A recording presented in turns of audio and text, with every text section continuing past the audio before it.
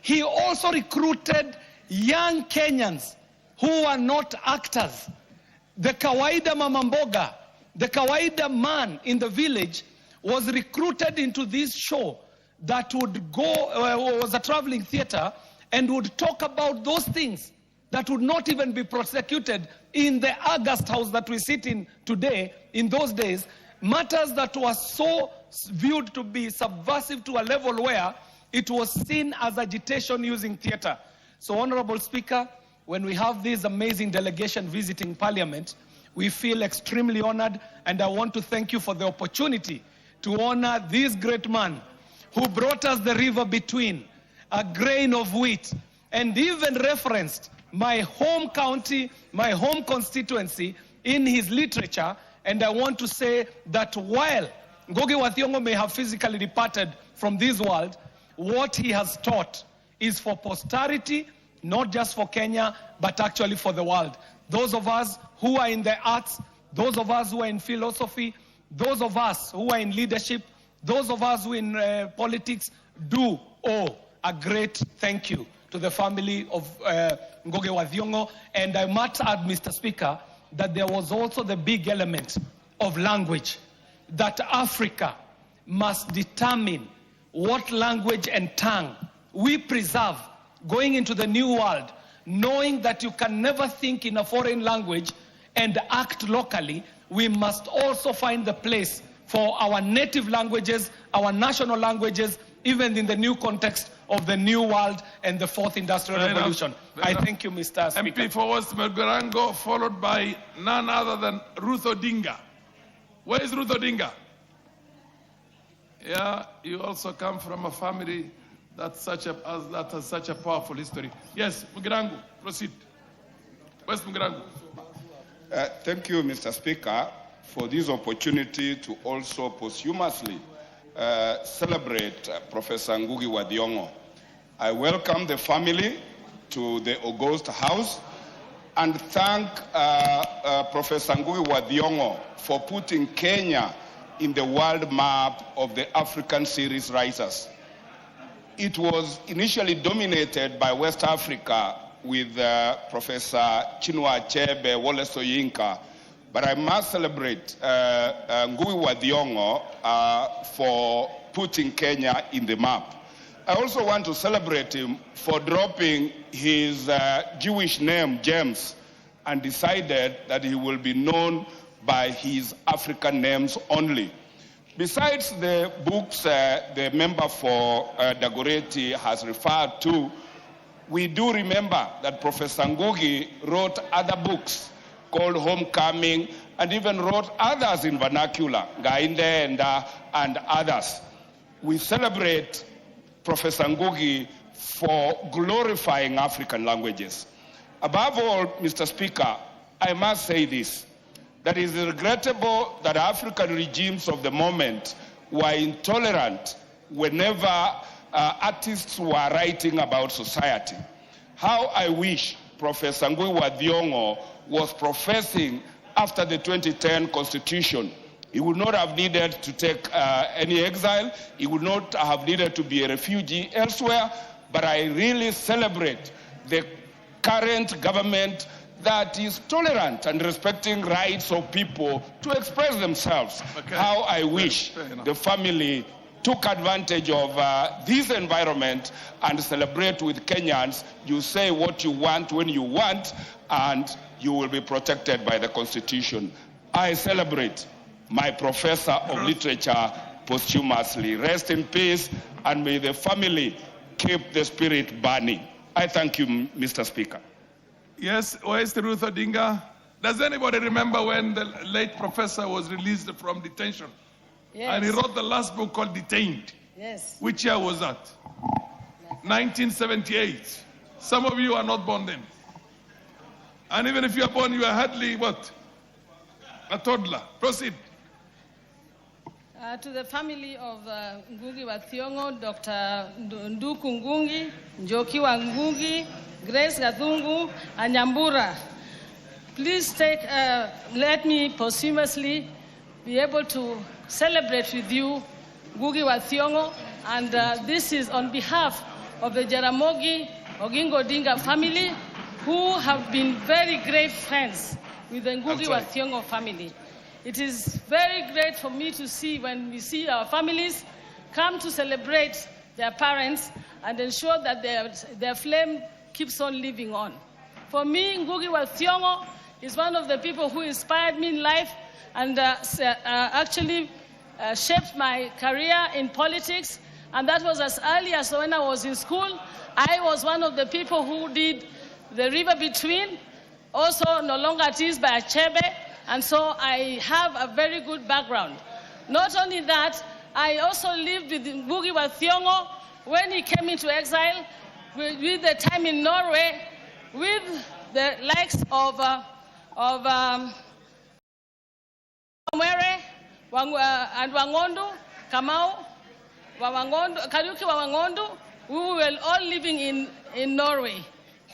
I would like to say that the professor was a very simple man who lived very well with us and really taught us a lot, especially on what we talk about on freedom and celebrating the Kenyans and allowing us, because I remember when I was even doing the river between, we were in a school like Kenya High where Ruth and Mary and the Christians' names were there, and he made us, he Africanized us to make sure that even places like Kenya, we could now talk in our own vernaculars and be proud of our own self.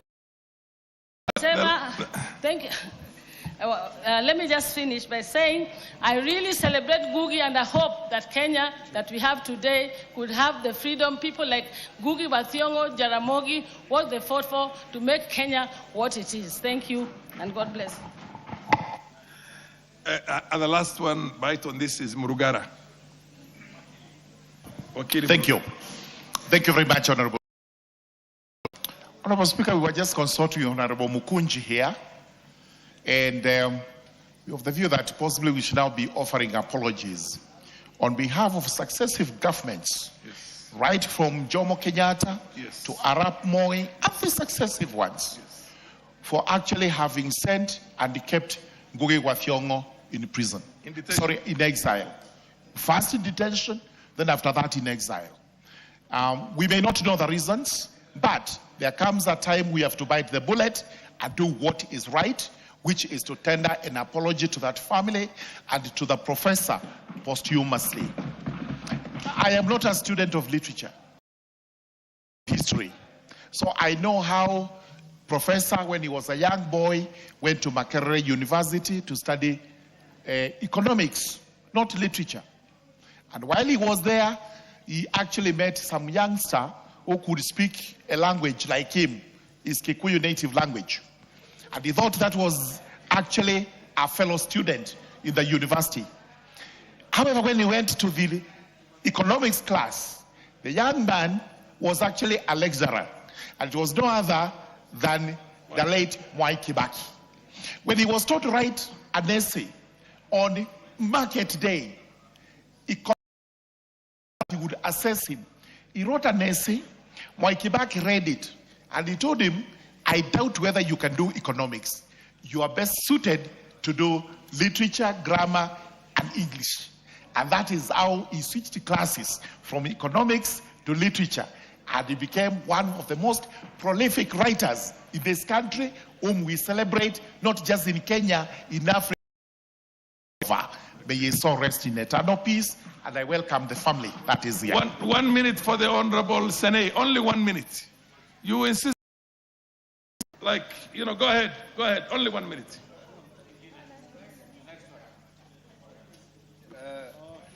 Thank you, Mr. Speaker. In Islam, there is a saying that the ink of a scholar is more than that of a martyr. Yeah. It is a disputed saying of the Prophet, but still it carries the sharing, the writing, the reading of knowledge is widely spread. Ngugi wa Thiong'o and the presence of his son actually reminds us of his immense contribution to the scholarly discourse, literature in this country. I'm sure he is a model for many. Thank you, Mr. Speaker. Honorable members, I'm going to do something I have not done. I will use the discretion, order honorable members, I'll use the discretion to call upon all of you to stand up for a minute of silence in honor of our late departed Professor Ngugi wa Thiong'o.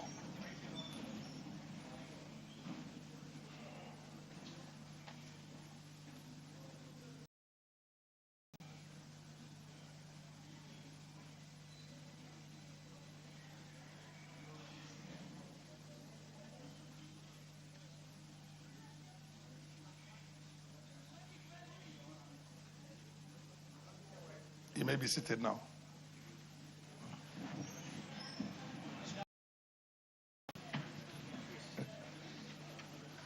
Honorable members, I will recognize the presence of students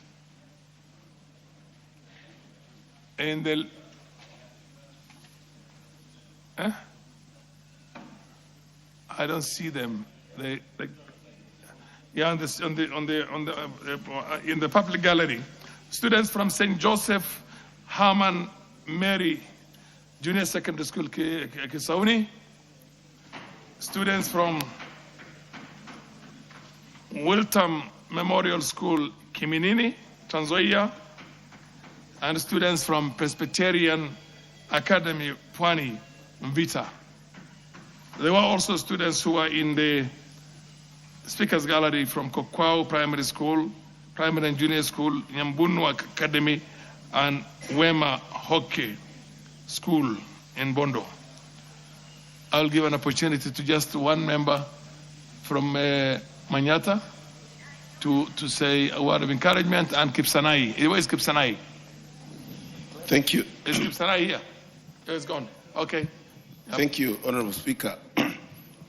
And I also rise as I welcome the students to this house.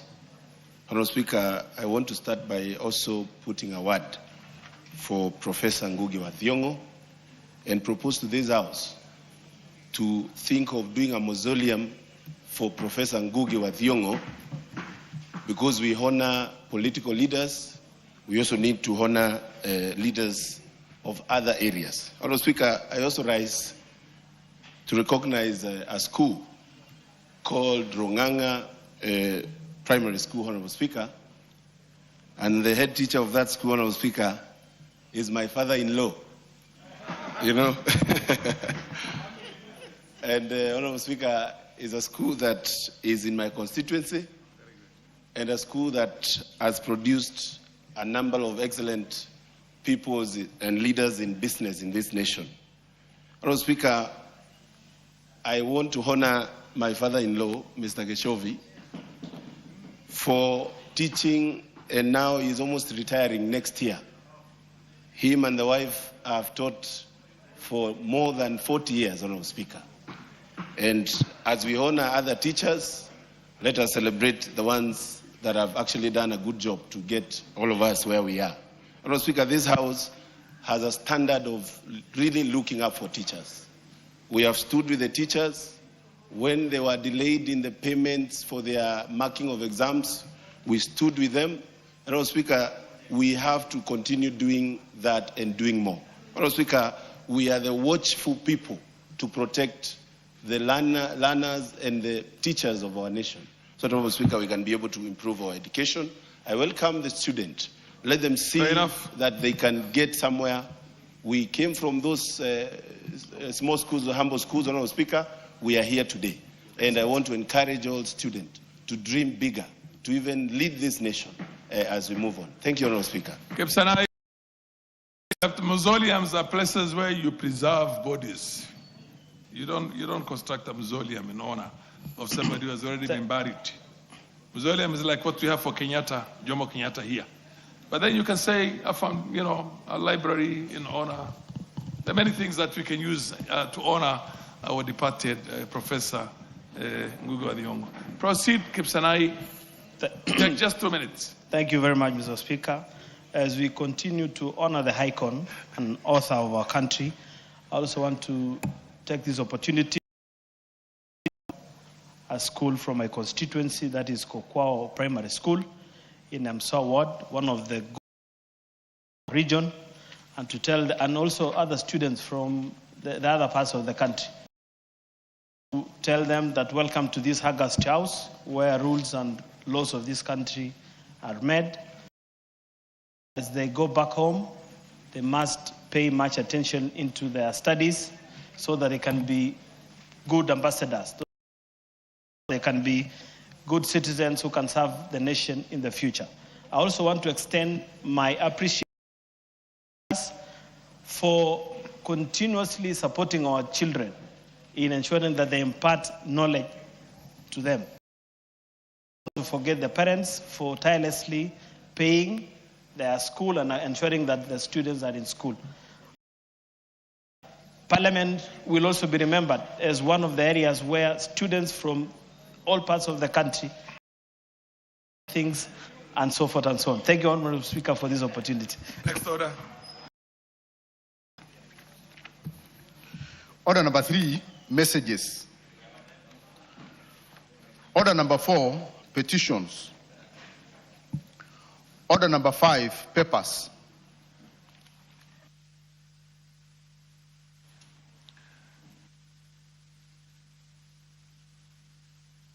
Naomi Wako, and then followed by the Honorable Kenan. Honorable Speaker, I beg to lay the following papers on the table of the House today, Thursday, 13th August 2026. Number 1, legal notice number 133, relating to the Virtual Asset Service Providers Regulations 2026, explanatory memorandum and participation undertaken during the development of regulations from National Treasury. Number 2, legal notice number 135 of 2020 to the Public Finance Management, E-Citizen System Management Regulations 2026 from the National Treasury. Number 3, Parliamentary Annual Report for the financial year 2024-2025. And number 4, reports of the Auditor General and financial statement for the year 2021, 30th June 2022, 30th June 2023, 30th June 2024, 30th June, and the certificates therein in respect of the following. Number 1, St. Angela's Ngudiri Girls Secondary School. 2, Olo Sircon Mixed Secondary School. 3, Dulumini Public Secondary School. 4, Parklands Area Girls Secondary School. 5, St. Teresa Girls Secondary School, Nairobi. 6, Kidunguri High School. 7, Kinjo Girls Secondary School. 8, Ruth Kiptui Girls High School, Kasok. 9, Oldekesei Mixed Secondary School. 10, St. Augustine's Milimani Secondary School.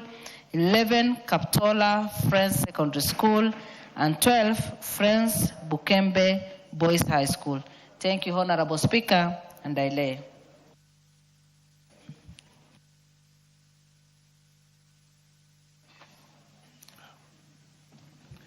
Honorable Kenan. Thank you, Mr. Honorable Speaker. I beg to lay the following paper on the table of the House today. Thursday, 13 August 2026, the report of the official visit to the Republic of Turkey by the members of the Kenya-Turkey Parliamentary Friendship Group on 20th to 24th October 2025. Thank you, Mr. Speaker.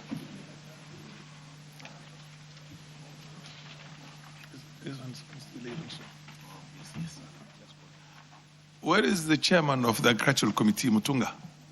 I thought you had some reports to lay. Proceed. Huh? 2 reports, I'm told.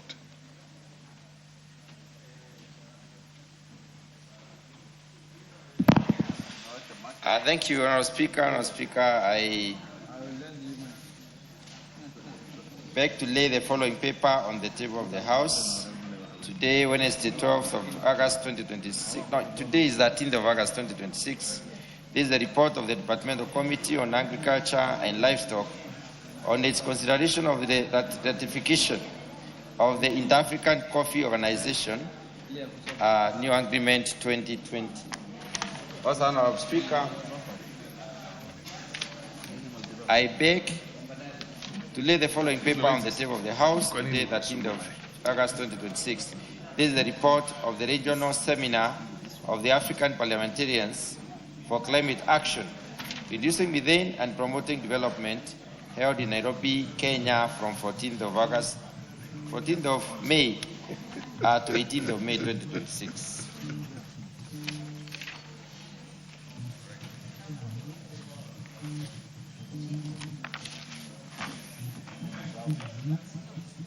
Two reports to lay. Two reports. He has done the two reports. Okay, Honorable Murugara, you have a report to lay. But let's go. Let's go in order, please. Let's go in order. The chairperson of the Public Accounts Committee. Public Accounts Committee. Proceed and lay your papers. You have a report of the Public Accounts Committee which you have to lay. Honorable Speaker, I beg to lay the following paper on the table of the House today, Thursday, 13th August 2026. Report of the Public Accounts Committee. Report on procurement of external audit services for the Office of the Auditor General for the financial years 2025, 2026, 2026, 2027, and 2027, 2028. Thank you very much. Chairperson, Departmental Committee on Finance. Finance. Huh? Okay. Chairperson, Justice and Legal Affairs, proceed, Honorable Murugara. Yes. Thank you very much, Honorable Speaker. Honorable Speaker, I beg to lay the following paper on the table of the House today, Thursday, 13th August 2026. Reports of the Departmental Committee on Justice and Legal Affairs on the consideration of the Power of Mercy Bill, National Assembly Bill number 56 of 2025. Thank you, Honorable Speaker. Chairperson of the Committee on National Cohesion and Equal Opportunity, you have a report to lay. Honorable Speaker, I beg to lay the following paper on the table of the House today, Wednesday, 12th August 2026. The report of the Committee on National Cohesion and Equal Opportunity on Employment Diversity Audit in various public institutions. Thank you.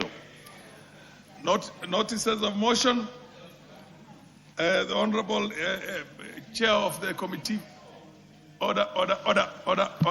Okay. Order number next 6. Next order. Notices of motion. Proceed, Honorable Mutunga. Honorable Speaker, I beg to give notice of the following motion.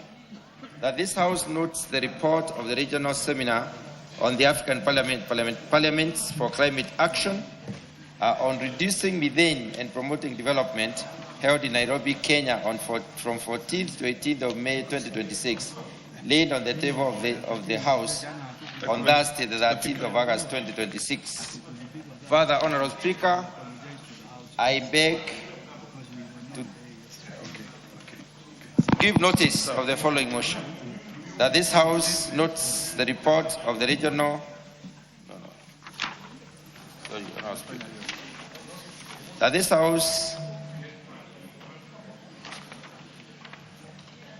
House... I beg to lay the following... No, it's not to lay. Give a notice of motion. Notice of motion.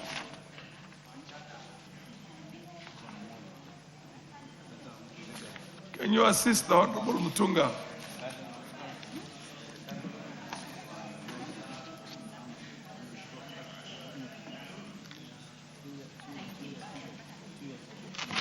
These are the regions.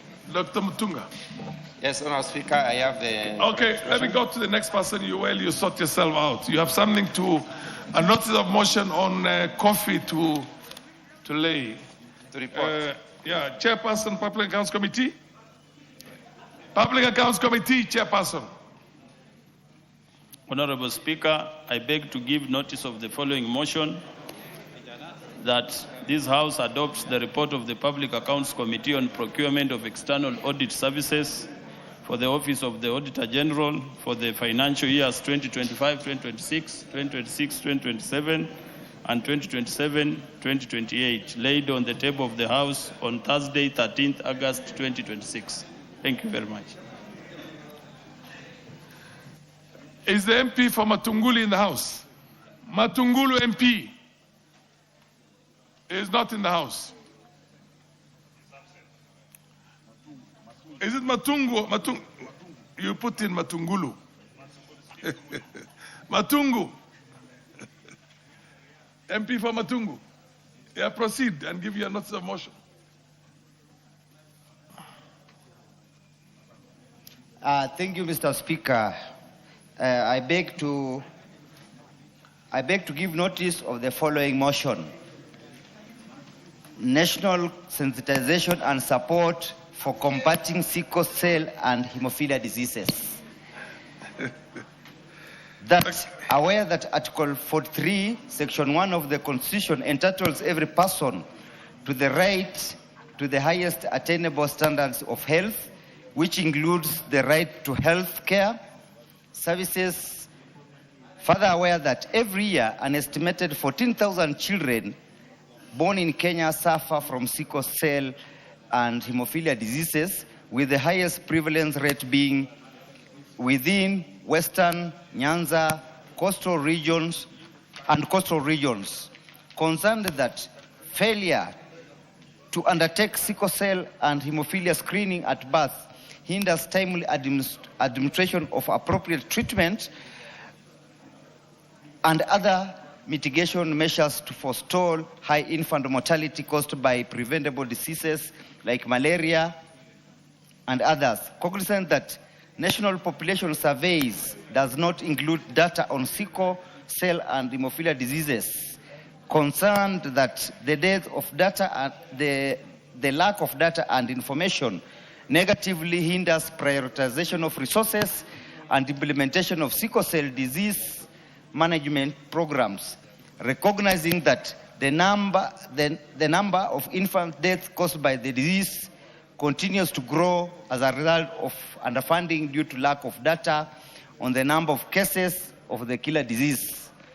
Now, therefore, this House resolved that the national government, through the Ministry of Health and in conjunction with the county governments, conducts awareness and sensitization programs on sickle cell and hemophilia diseases and supports research and training for medical personnel on the two diseases. B, puts in place measures for mandatory screening of newborns, sickle cell and hemophilia diseases in all public health facilities in the country in order to create a database to guide funding and other interventions aimed at curbing the disease and reducing infant mortalities resulting from the disease. Thank you, Mr. Speaker. But, Mr. Speaker, I would like for your information, I would like to say that this is the second time I am actually giving notice of this motion. The last time I gave notice, it did not see the light of day before the session expired. So I would like to ask Speaker, maybe through you, this motion to be given priority considering the weight. I direct that this motion be given priority. Thank you. Be listed. Thank you, Mr. Speaker, sir. To be listed on an appropriate day, as soon as possible, because the matter itself is a very serious matter. Sickle cell anemia, hemophilia are big problems in the country, and the earlier we deal with it and discuss it and deliberate on it on the floor of the House itself, by none other than the legislators of this country, the better. The Honorable Adan Yusuf, give the notice of motion, and then I come back to the Dr. Mtunga. Okay, Honorable Speaker, sir, I beg to give notice of motion of the following motion, that the House adopts the report of the Committee of National Cohesion and Equal Opportunity on employment, diversity, and audit of public institutions laid on the table of the House on Thursday, the 13th of August, 2026. Thank you. The Honorable Dr. Mutunga, you have a notice of motion on a coffee matter, on a coffee report. Thank you, Honourable Speaker. Honourable Speaker, I beg to give notice of the following motion. That this House adopts a report of the Departmental Committee on Agriculture and Livestock on the ratification of the Inter-African Coffee Organization, or IACO, New Agreement 2020, laid on the table of the House on Thursday, 13th of August, 2026. Fair enough. I will go back to schools again. Honorable members, in the Speaker's Gallery, we have Serve Progressive Academy from Sabatia in Vihiga. We also have Kwakakulu Primary and Junior Secondary School, Kibwezi West, Makweni. In the Public Gallery, we have Shikamana Education Center, Msambweni, Kwale. Mother Kevin School, Nakuru West, Nakuru, and Safa School, Garissa Township, Garissa. I'll give an opportunity to the last one, the MP for Garissa Township, who is on the floor of the House, who is in the House now, to proceed and give words of encouragement to the young learners from your constituency. Okay, thank you, Honorable Speaker. And on behalf of Parliament and the House, I would like to take this opportunity to welcome all the students who visited the House today and ask them to take this opportunity as they engage among themselves and see what is going on in the House, a House where their future, their present and their future is decided or shaped. And as they go back to their respective areas, may I wish them safe travels back home, and may they enjoy their stay here in Nairobi and their visit to the House of Honorable Members. And they should endeavor also to be part of the leaders of the future leaders of this country. Thank you, Honorable Speaker. Do we have an honorable member from Kwale in the House now? Mombasa. Endelea mheshimiwa. Asante sana Mheshimiwa Spika, na mimi niweze kuchukua fursa hii kuweza kuwakaribisha watoto wote wa shule ambao wamekuja katika bunge hili, especially wale ambao wametoka Kwale, nimewaona pale, mimi ni mama wenu wa Mombasa, lakini nipende pia kusema na wapa nguvu na imani kuwa haya ambayo mnaona yakizingatiwa na kuzungumzwa ndani ya bunge hili ndio sheria inayotungwa kuangalia kuwa shuleni mmepata masomo mazuri, walimu wanapata mishahara yao vizuri na kila kitu kinaenda vizuri katika taifa. Kwa hiyo ni wakati mwafaka kusoma sheria za tungwa vipi, mazungumzo yafanywa vipi katika mijadala yenu katika shule. Wale ambao wanaweza kujikokoteza kwenye mijadala kama hii, huenda siku moja mkajipata katika mabunge haya. Na pia niweze kuwashukuru walimu wote ambao wameweza kuandamana na hawa watoto kuhakikisha mnawalinda, na niwaombeni Mwenyezi Mungu niseme elimu ndio uti wa mgongo wa maisha. Asante sana Mheshimiwa Spika. Do we have any MP from Vihiga? Vihiga? Who is from Kakamega? Wangwe. Wangwe, take 2 minutes and then we go to the next order. Thank you very much, Honorable Speaker. Honorable Speaker, allow me to say that Kakamega is part of the larger Western and Vihiga is part of Kakamega as a larger Western province, Honorable Speaker. Allow me to really appreciate you, Honorable Speaker, for giving me a chance to invite these little ones from Vihiga, that this is the house which everyone aspires to come in, everyone, including yourself. The destination of your journey in life is this house, Honorable Speaker, so that you grow up into the better leadership of the house and better leadership of this country, Honorable Speaker. And we wish you well and encourage this House, Honorable Speaker, that let us make good laws that will empower our children to prosper academically and compete in the world. Thank you, Honorable Speaker, and I welcome you to the House of Parliament. Yes, the Honorable Member from Nakuru. Proceed. Just take 2 minutes. Thank you, Honorable Speaker. Did I hear you mention Mother Kevin from Nakuru Town West? Yes. Nichukue nafasi hii Mheshimiwa Spika kuwakaribisha wanafunzi wa shule ya Mother Kevin pamoja na walimu, karibuni sana hapa bungeni, muweze na mjihisi na muweze kujua hapa ndio jumba ambalo zinatengeza sheria na mambo mengi, hasa maneno ya mambo ya elimu. Kwa hivyo nichukue nafasi hii kuwatakia kila raheli wakati mko hapa bungeni na Nairobi kwa jumla, na niwatakie mambo mazuri mnaporudi nyumbani. Asante sana Mheshimiwa Spika.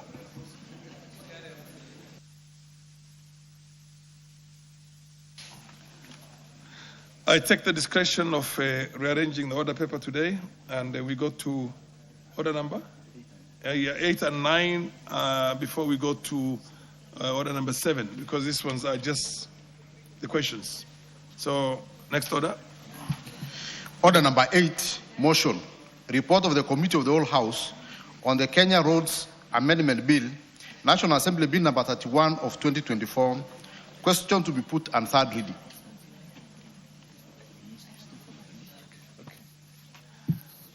Honorable members.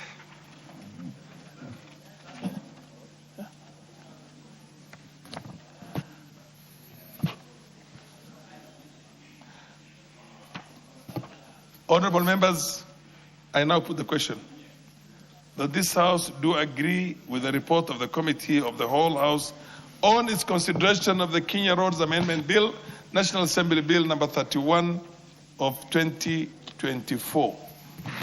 Will those men have to appear and say aye? Aye. Will those men have to appear and say nay? The ayes have it. The mover? Where is the mover? Mayaka, proceed. Thank you, Honorable Speaker. Honorable Speaker, I beg to move that the Kenya Roads Amendment Bill, National Assembly Bill number 31 of 2024, be now read a third time. I also request the Honorable Zamzam to second. I thank you.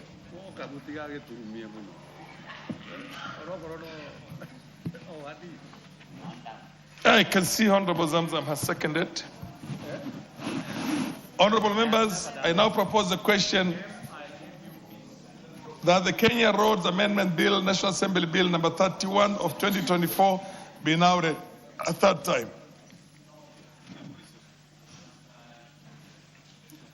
You want me to put the question? Honorable members, I now put the question that the Kenya Roads Amendment Bill, National Assembly Bill number 31 of 2024 be now read a third time. Will as many have to appear and say aye? Will as many as of the contrary appear and say nay? The ayes have it. Next order. A bill for an act of Parliament to amend the Kenya Roads Act and for connected purposes. Order number 9, motion, report of the Committee of the Whole House on the Gold Processing Bill, National Assembly Bill number 46 of 2023. Question to be put on third reading.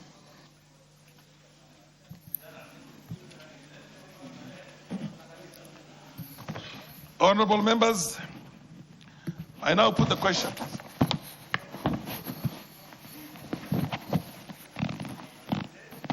That this House do agree with the report of the Committee of the Whole House on its consideration of the Gold Processing Bill, National Assembly Bill number 46 of 2023. Will as many have to appear and say aye? Aye. Will as many have the contrary appear and say nay? The ayes have it. Mover, where's the mover? He's here. Okay. Honorable Speaker, I beg to move that the Gold Processing Bill, National Assembly Bill number 46 of 2023 be read a third time. I also request Honorable Emmanuel Wange, MP Navakholo, to second. Thank you, Honorable Speaker. Honorable Speaker, I second.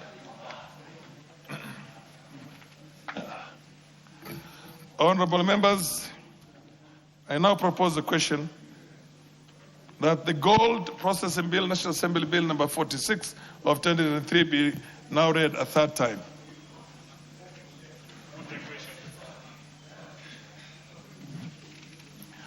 Honorable members, I now put the question that the Gold Processing Bill, National Assembly Bill number 46 of 2023, be now read a third time. Will as many of the parents say aye? Aye. Will as many of the contrary parents say nay? Nay. The ayes have it. A bill for an act of parliament to provide for the establishment, composition, functions, and management of the Gold Processing Corporation, provide for the application, cancellation, and renewal of a gold processing license, and for connected purposes. Order number 7, questions and statements.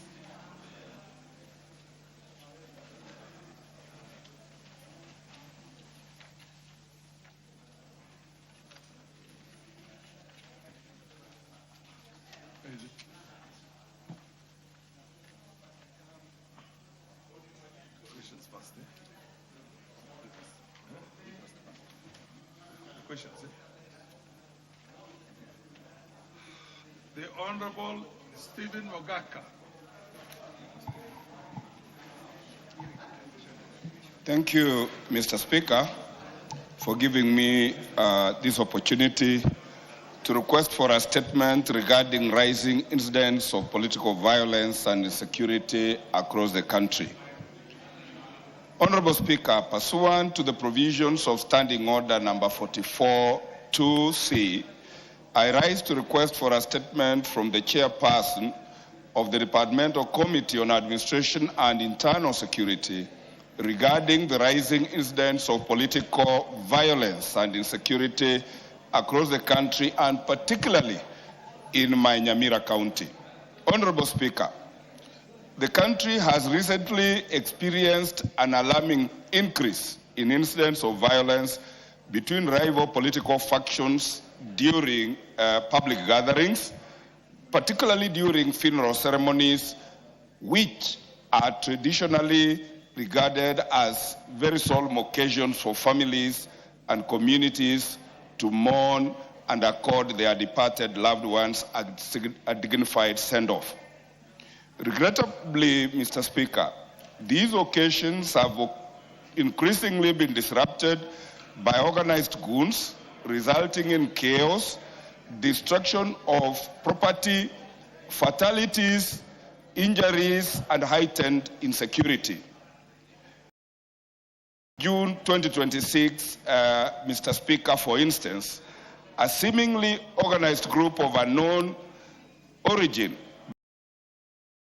ceremony at Indereti in Omachoge Borabu constituency. Similarly, on the 5th of July 2026, a gathering for Mama Jemima Mokogi, my own aunt, conducted at Nyamira Comprehensive School in West Mugrango constituency was disrupted.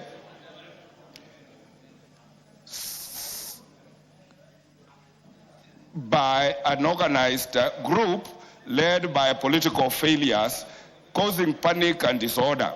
More recently, Mr. Speaker, on the 24th July 2026, yet another funeral gathering was violently disrupted by another unknown organized group.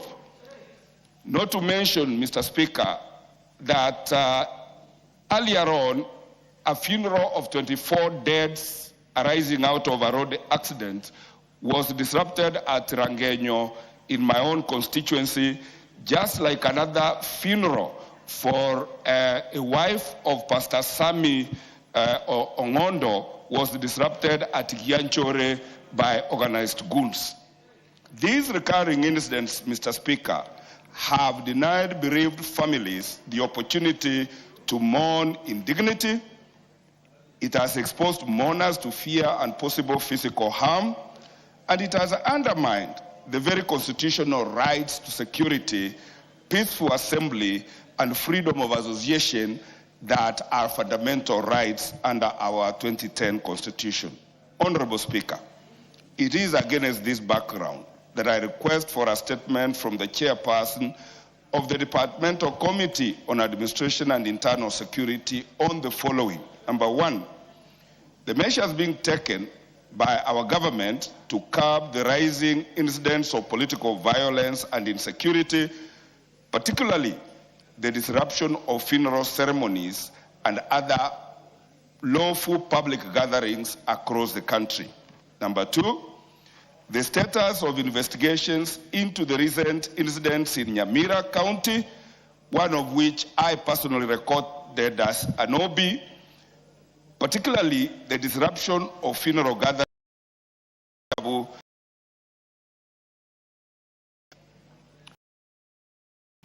Mr. Speaker, what steps are being taken to put in place to strengthen police presence and ensure adequate security during funeral ceremonies, political meetings, and other lawful public gatherings in order to safeguard public safety and protect constitutional rights? Mr. Speaker, I hope as an Adventist, during these camp meetings ongoing, these ghouls do not extend their tentacles there, and it is on that note, Mr. Speaker, I thank you for giving me the opportunity to make this request.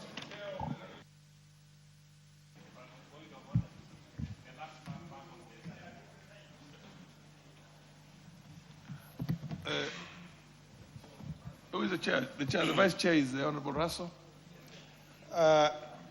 Thank you very much, Honorable Speaker. Honorable Stephen has presented to the House. It's loud and clear.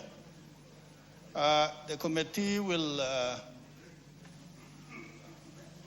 attempt to respond in 2 weeks, but I want to say as follows, Honorable. The issue of goons and disturbance in meetings, in weddings, in burials, I think is getting pitched every day. And most of it is politically instigated. We cannot wish it away. We cannot look away and blame the police. The IG has been expressing himself to that, and the minister was to come before the committee to actually respond to all those issues that is related to goonism and disturbance of meetings that are lawfully constituted. Honorable Speaker, to be fair to what Honorable Stephen has presented, what is happening actually with goonism?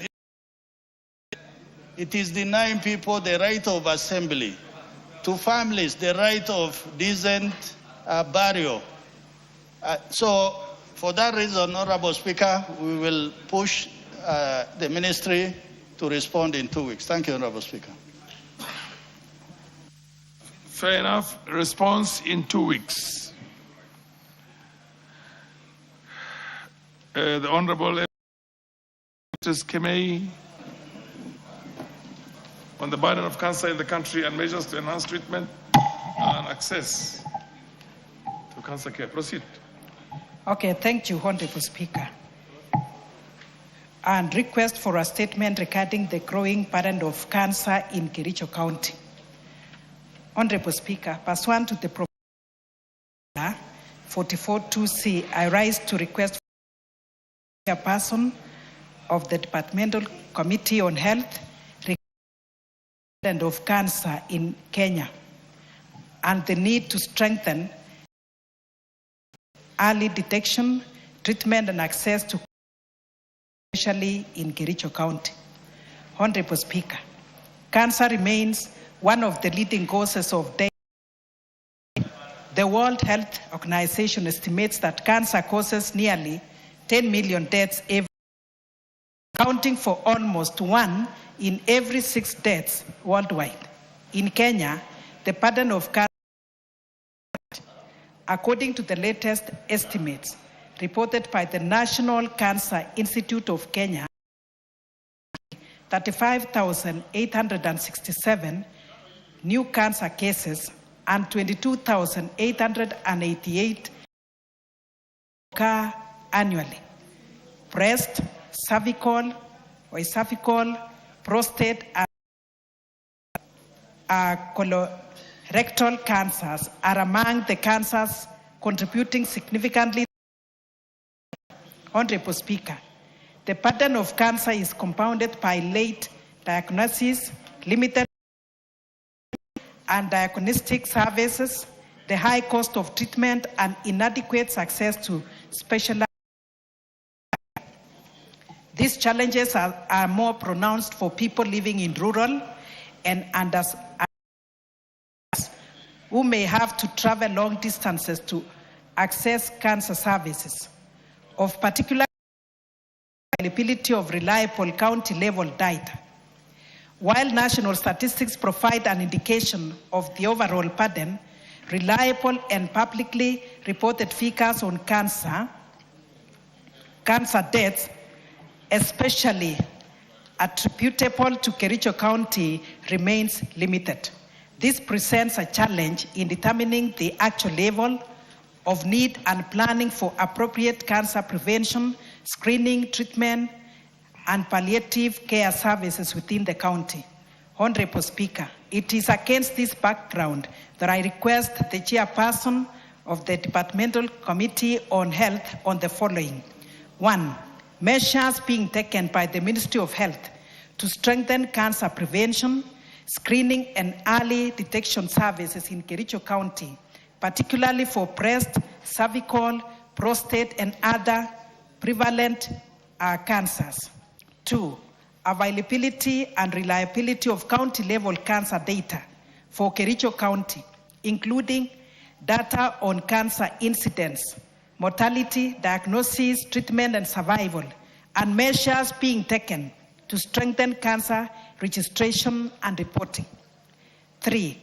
Measures being implemented to improve access to affordable and timely cancer diagnosis and treatment in Kericho County, including chemotherapy, radiotherapy, surgery, essential medicines, and palliative care.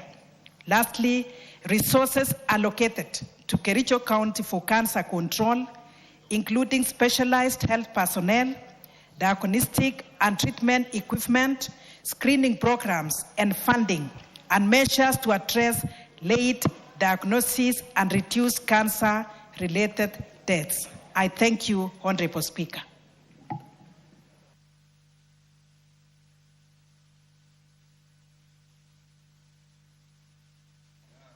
The Chair, Health, Professor Nyikal.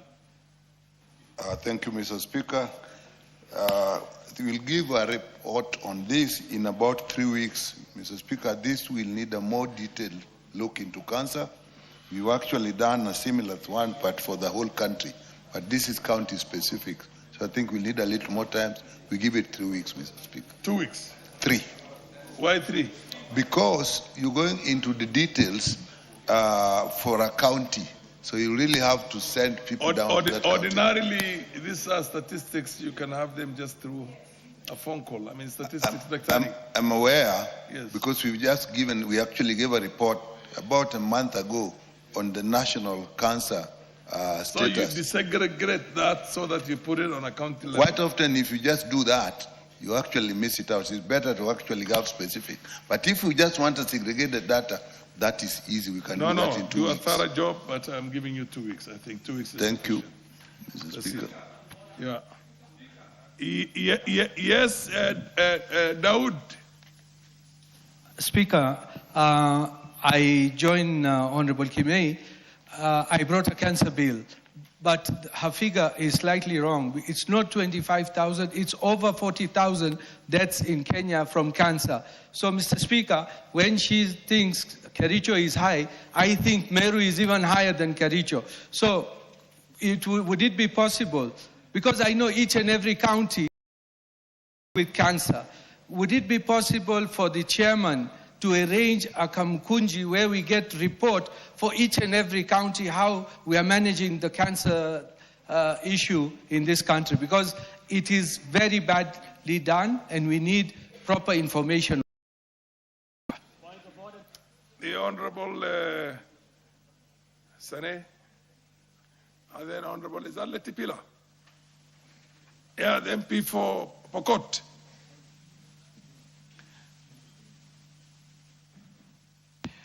Mr. Speaker. Kachaliba, am I right? Yes, Kachaliba, yes. Mr. Speaker, on the 9th of April, this year, 2026, I stood in this house, Mr. Speaker, and I sought for answers and clarifications from the chairperson Department of Education in regarding to the delayed promotion of teachers in Kacheliba constituency. Mr. Speaker, it has taken 5 months.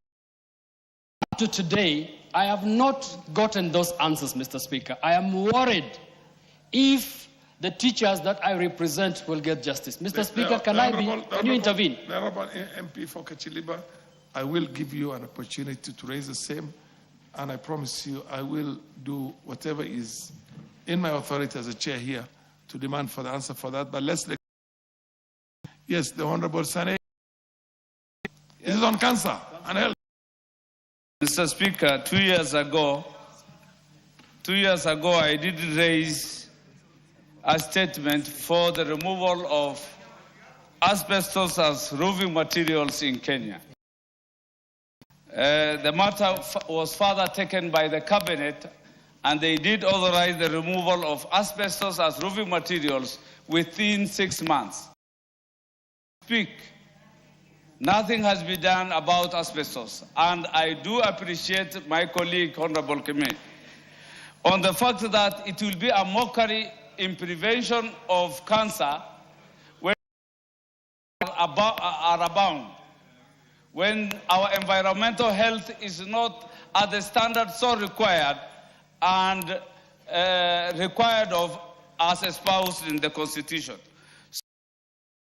If statements from this House are not implemented, if cabinet approvals are not actioned, it is a repeat of my statement 2 years ago. Are we seriously handling cancer as a disease? Fair enough. Thank you, Mr. Speaker. The Honorable Mogaka. Thank you, Mr. Speaker. It's on cancer, yeah? And it's on cancer. On the same and issue. On the same topic, Mr. Speaker, I thank Honorable Kemei for raising, and Honorable Kemei's county neighbors, Nyamira County. So her county extend to Nyamira County. Chair of the departmental committee renders a report on Kericho.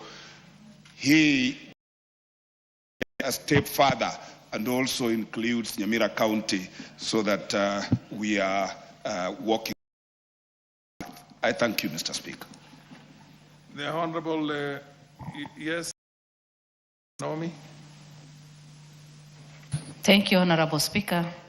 I want to congratulate Honorable Kemei for coming up with this statement that is affecting the entire nation. And as the chair prepares the report for Kericho, I would want to also add my request because Marsabit is one of the counties that is affected, and we have even young people as the age of 6 months, 3 years, less than 18 also suffering from that, and especially women have suffered a lot. So can be also considered. Thank you. The Honorable Aden, be brief. Okay.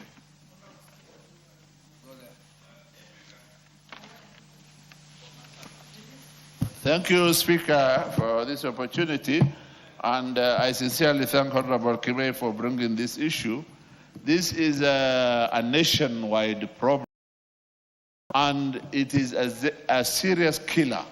These days we hear that so of what? Cancer. Yesterday so-and-so died of what? Cancer. All 60% of deaths in the country are now cancer. And I'm not taking this issue very seriously as it deserves. Because if the cabinet passed that all asbestos roofing materials should be removed more than 6 months ago, and no action is being taken. The other issue is that we should, as a country, look at the root cancers and go out there to start because treatment has failed, and where it is available, it is so ordinary people cannot afford at all, and therefore, and I hope the chairman of health committee is. This is a nationwide issue. We want a report that can satisfy us all. Thank you so much. Yeah, MP for Dr. Proceed, Dr. Yeah, thank you, Honorable Speaker. You know, Honorable Speaker, we all agree this problem is a countrywide problem. It's not unique to Kericho, it's not unique to any county. And I think, Honorable Members, what we need to do, because we are the people who allocate the resources, can we make a resolution as a House that from the next budget, we provide enough resources to address issues related to cancer? If we do that, we'll have no reason to start lamenting here that this is not happening, so long as we set aside enough resources. And I think we have the power to do that. So even as the chair presents this report, because I've had the chair many times, Honorable Speaker, pleading with this House to give him more resources. And we are the same people who say we don't have enough resources. Let's just make a resolution for cancer treatment, even as we talk about the other support we are providing to all the other diseases. I'll submit, Honorable Speaker. Check one more sentiment from KJ and then the MP for Garissa and Pukose, then Mutunga, and then. But just take a minute each to build on this so that I hope Nikal is taking note of all this. Mr. Speaker, I thank you. I just wanted to ask that your seat is in a place to ask the Health Committee to expand the scope of this investigation to be slightly bigger, to address two very key issues. One, the issue in the area where you come from, Honorable Speaker, has a historical tie to the causes that are to the issues that are making cancer more prevalent in northeastern province, up to and including the dumping of radioactive material in the Moi era, in the Moi era, absolutely. That is now mushrooming into this cancer prevalence all the way down to eastern province and even Meru. The second issue, Mr. Speaker, is exactly what the Honorable Dr. Makali has said, that this is not a house of lamentations, Mr. Speaker. That this house will have to move to allay the fears of Kenyans by going out and giving great proposals that would see the stop of cancer not only through medicine, but also all other alternative means that are available. Because when we limit ourselves to medicine, we lack the knowledge that the Africans may have had, or other alternative medicine models that would help Kenya address this cancer issue beyond just investing in health alone. Preventive measures, Mr. Speaker, nutritional issues, and all these other lifestyle matters that go beyond health. I thank you, Mr. Speaker. Yeah, MP for Garissa. Well, thank you, Honorable Speaker. I want to write on the same issue. There's a pattern that's building up in here. I can see a serious pattern. One is the dumping of the toxic waste in certain parts of the country, radioactive waste. The other one, I think, most likely has a lot to do with the kind of pesticides that we use in our cash crop areas, in where we have tea, coffee, miraa. So maybe you need to do a very powerful scientific research. Yeah, proceed. Honorable Speaker, the same issue was raised by the Honorable South on the dumping of radioactive materials in the northern part of this country, given by the Speaker to one of the committees to start some investigations and visit the area, but not. And I want to ask also the Honourable Member, the Chair of Health Committee, to consider there are 4 cancer centers, in the regional cancer centers in this country. One is in Garissa, one is in Mombasa. I can't remember the fourth one where it is. And another one is coming up in Kisii. To take care of this issue of cancer patients, because a very prevalent disease now and a killer disease in the country. Now these regional centers, Honorable Speaker, the problem that we are not able to manage these facilities, because even the patients are not coming from exactly one county. They come from all the counties within that region. So Committee of Health, the chair here, if they can consider taking up these facilities, the national government takes over these facilities of the regional health cancer centers, so that they are properly run health. Counties are no longer able to run these facilities. Even the paying for the bills, or electricity bills for this is a problem for the county, and also the consumables for these facilities. All the time, these facilities are not functioning. Mutunga. Thank you, Honorable Speaker. Mutunga. Thank you, Honorable Speaker. Honorable Speaker, I have been looking at cancer causes in this country, and I think the report needs to be very, very comprehensive, so that we can be able to know which are the carcinogenic substances that we are dealing with. In agriculture, there are many suspected carcinogenic substances, and some of them are, others are wind killers, of course agrochemicals in most cases. Aflatoxin. Aflatoxin is highly suspected to cause cancer. And instead of chemicals, what is happening is a lot of feeding on grains that are already affected by aflatoxin. And those toxicants could be. You're not sure the kind of pesticides you use on the Mira and the other cash crops? We do not use any pesticides on Mira, Honorable Speaker. I think where the one that has been suspected, chemical that has got a compound called, a component called, it's called, it's not a phosphate, which is supposed to be carcinogenic. That particular chemical needs to be checked. There has been a lot of literature floating around. Some of it is not true, it's not of referenced, but there is some literature that we can rely on. So we need a thorough study on.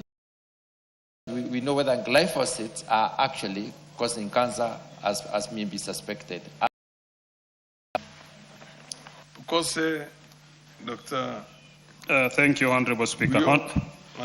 Honorable Speaker, you know the members are just talking of cancer, but there are various types of cancers. So, and the epidemiological prevalence per area also varies, because that is common in Kisii might not be common in Northeastern. So, and for members, just the way Honorable Makali Mulu has suggested, finance the National Cancer Institute so that it is able to assist us survey of the cancers within the various areas and what could be the possible cancers. Because what we are just expressing is almost is a general talk, not necessarily having an action that as a country. Even as we talk of, even when you look at the cancer registry, the is done by KEMRI. It is financed by foreigners. The Eldoret registry is funded by the foreigners. So you look at it that as a country and as a responsible parliament, take charge of our country and of our health and see how best we can be able to finance the institutions are all that they give us proper data and we have a way forward on how we can be able to manage. And even as cancer centers, some of those regional cancer centers are poorly managed because they are trained doctors. We do not have proper consumables, and even maintenance of those facilities is a problem. Professor Guyo, and then Wangwe is the last one on this. Thank you, Mr. Speaker. It's true that there are the regional cancer institutes, and it's also true that those institutes do not serve one county. For example, when the committee visited the Garissa Cancer Center, we found that it serves Kitui, Tana River, and other parts of Northeastern and parts of Meru. So it is too much, and even Somalia border, people across the border. And there are different cancer centers in the different regions, and probably at different levels of completion. But the fact of the matter is that those centers cannot be served by the county. But the problem that we encountered in the health committee, because of devolution, the cancer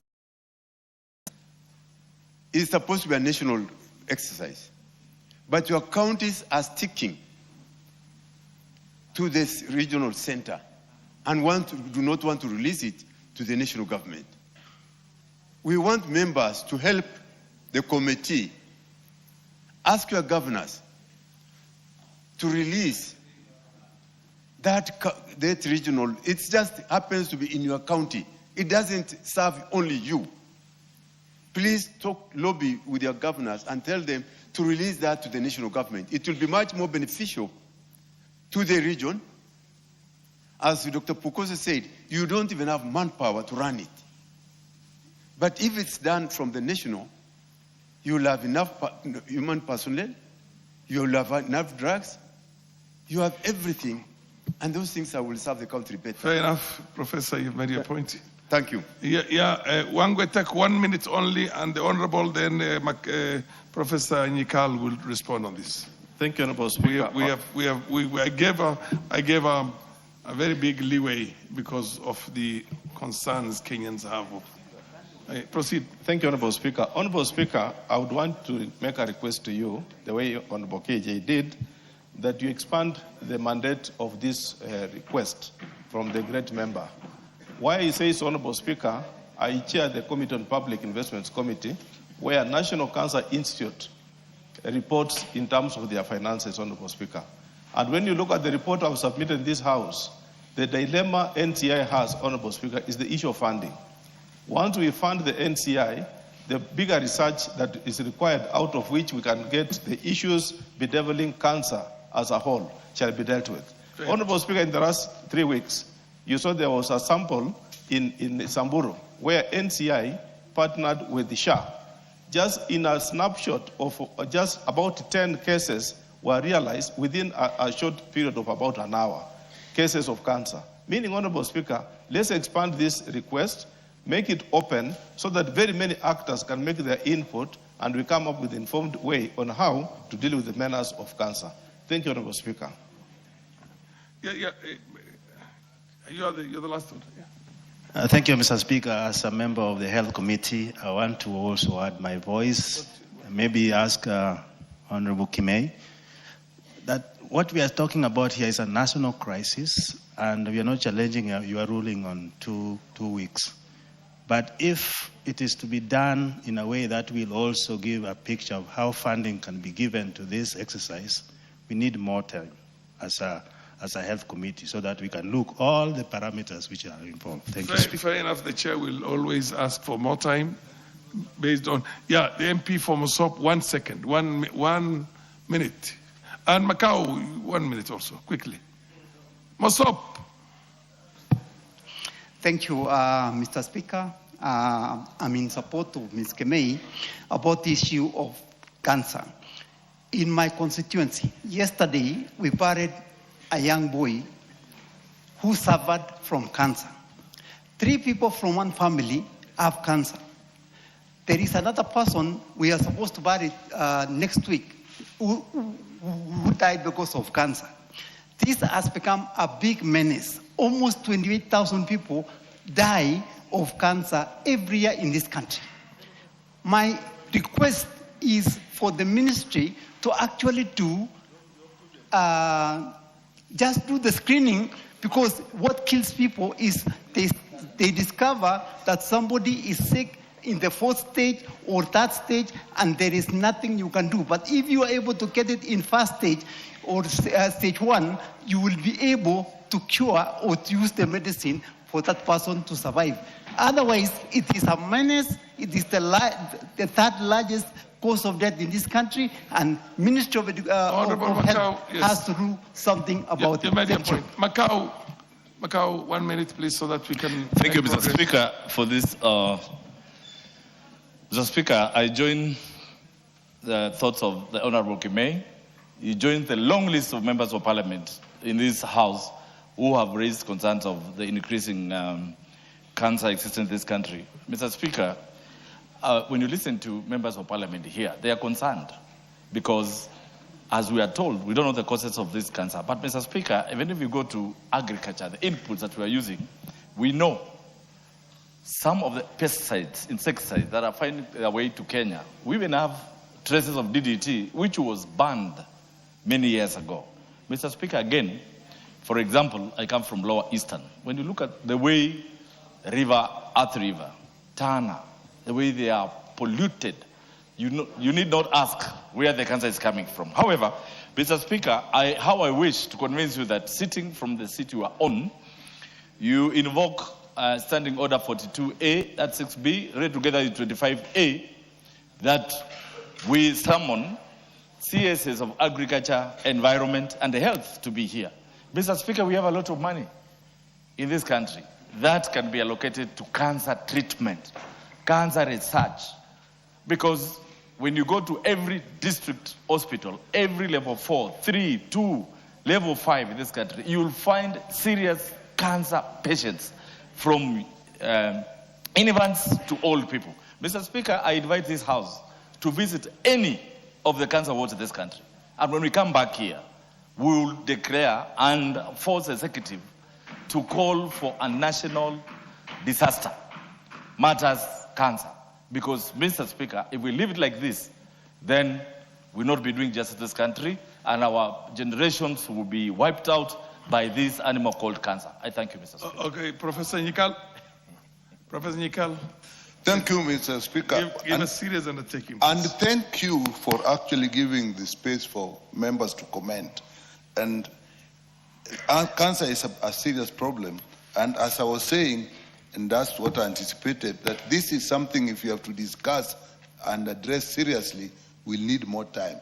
In fact, apart from the 3 weeks I was talking about, we probably will now think of a month, because members have covered areas like causes of cancer, radiation, asbestos, pesticide, agricultural chemicals, aflatoxin that we have actually dealt with before, prevention. So it is a whole area. So, Mr. Speaker, my request would be we take a little more time, get county-specific data, which the questioner asked for. How much more time do you need? I think we'll need at least a month. Okay, fair enough. At least 1 month. It's all directed. But Thank you, make Mr. sure Speaker. that order. Thank you, Mr. Speaker. This is the chair asks for a month. The chair is not just an ordinary chair. Order, Honorable Rafael Wanjara. Order. Let me finish my communication. The chair is not just an ordinary chair. He's a professor of medicine who has taught many people, including members of my own family. So when he says he needs more time to come with something good enough for Kenyans to be satisfied with, then the chair has a responsibility to give that leeway. So it's so granted that you take a month. Yes, what's your problem, Rafael? Thank you, Honorable Speaker. I just wanted to agree with the Chair for Health. Mr. Speaker, asbestos were banned in the year 2006 in this country.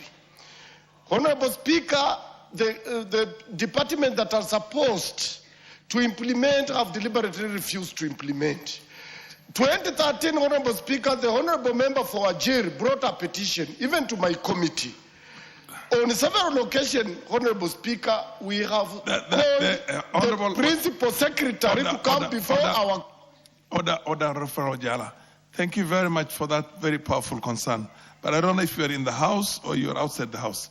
But that asbestos was given a serious leeway. And it's part of that whole totality of it that Honorable Nyekali is going to come and report to this House. All the sentiments that were expressed in here. Honorable members, we want to make some progress. Can I... Order, please. Raphael, order. Yes, what is it? What is it? Yeah, the lamentations you're making has already been addressed. Proceed and tell me if you have anything. Don't repeat to yourself what was already... Honorable Speaker, I'm not repeating myself. Proceed. But what I'm saying is to give this matter a lot of weight, Honorable Speaker. Yes. Cancer now is bigger than even HIV and AIDS. Yes. And the government officers are not seeing this, Honorable Speaker. Yes. Even when they are summoned to our committees, they don't want to come. Today, we have issued summon to the Principal Secretary for Environment. And, Honorable Speaker, I want to beg this House that now, if he doesn't come, I will bring sanctions to this House so that this Principal Secretary for Environment is sanctioned, Honorable Speaker. That's all that I wanted to say. Very well taken. I'll promise you the chair will fully cooperate on that. Thank you. Fully cooperate on that. Thank you. Honorable members, I want to recognize the presence here today. Honorable Nyekal, I hope you get the gist of this thing. It's not just purely medical. You have to coordinate with the environment. You have to coordinate with the Ministry of Agriculture on pesticides and other carcinogenics. You bring us a comprehensive report. Thank you. Now, I want to recognize the presence in the Speaker's Gallery of Moody Awori School, Funyula.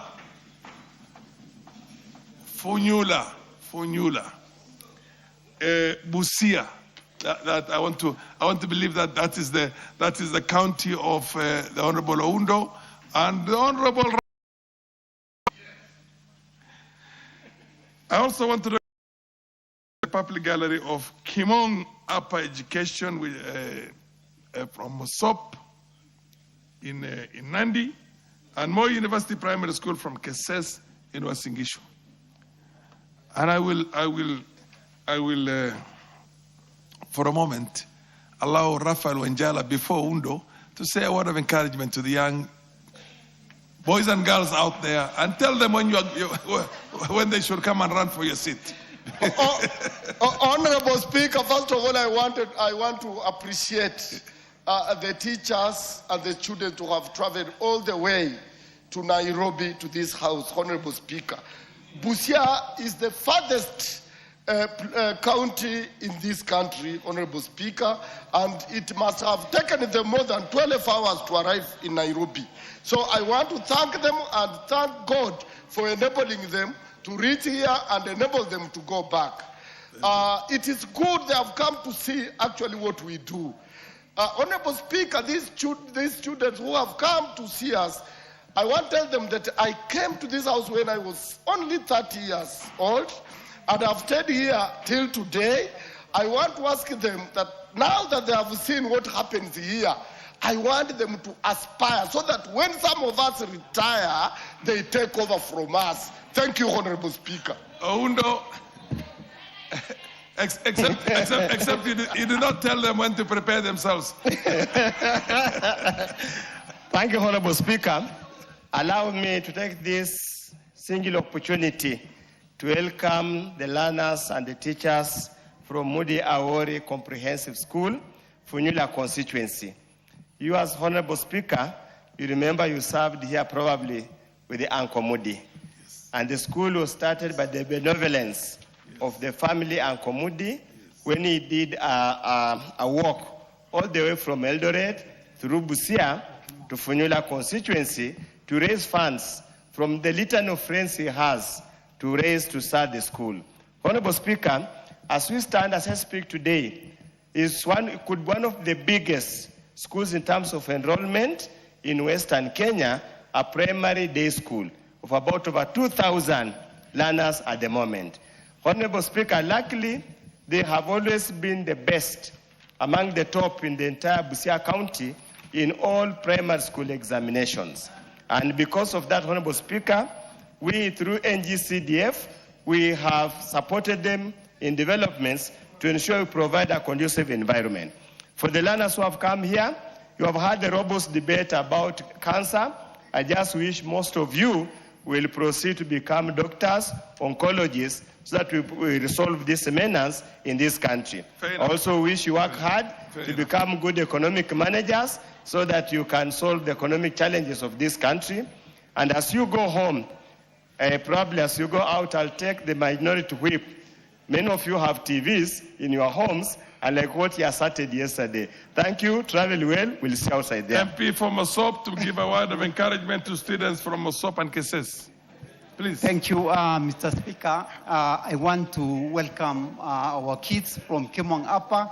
I am so happy to see them here. I didn't expect them to be here, but I am so happy. I didn't get a chance myself when I was at their age to actually attend proceeding like this. But I want to tell these young kids, it's one of the best schools in the Mosop, in the whole of Mosop.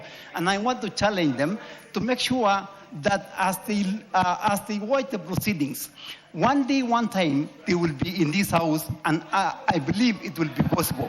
Otherwise, I want to say thank you for the parents, thank you for the teachers, and thank you for everything. Asante, thank you.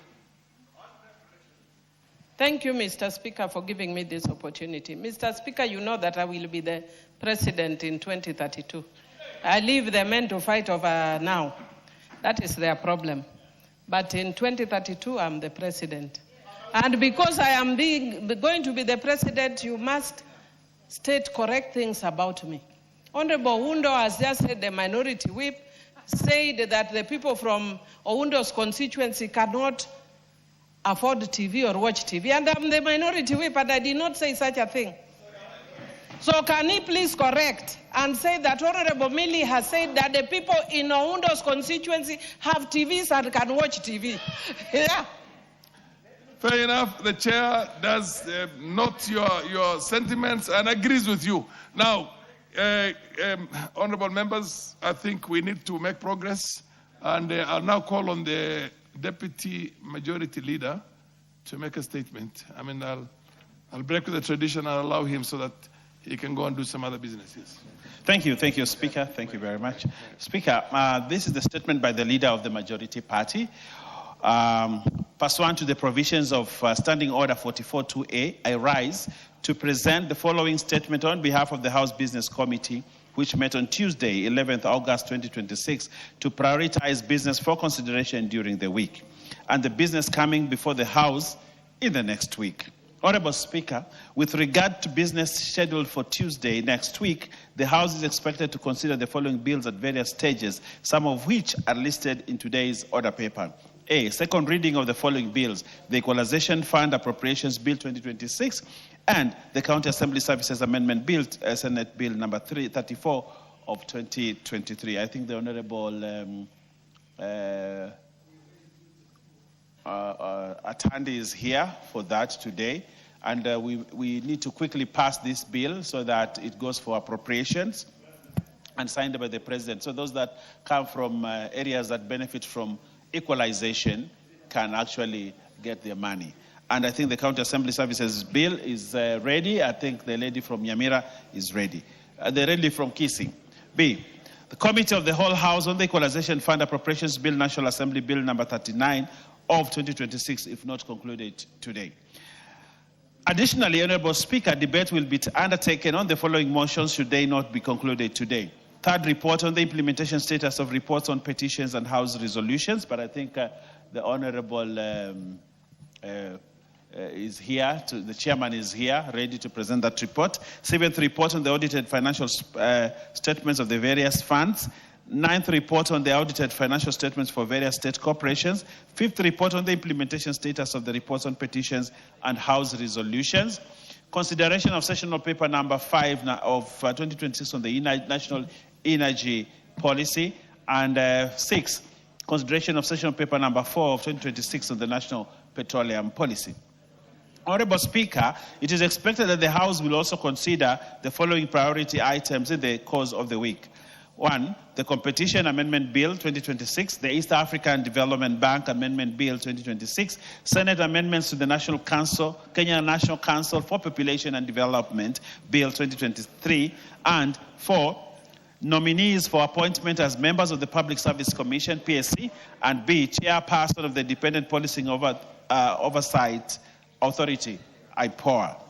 Honorable Speaker, in accordance with the provisions of Standing Order 42A, 5 and 6, I wish to convey that two Cabinet Secretaries are scheduled to appear before the House on the afternoon of Wednesday, 19th August 2026, to respond on members' questions. They are Cabinet Secretary for Tourism and Wildlife, question number 18, 2026, by the member for Kilgore East, Honorable Julius Sunkuli, MP, regarding inordinate delay in the construction of the Indolisho branch of the Kenya Utalii College.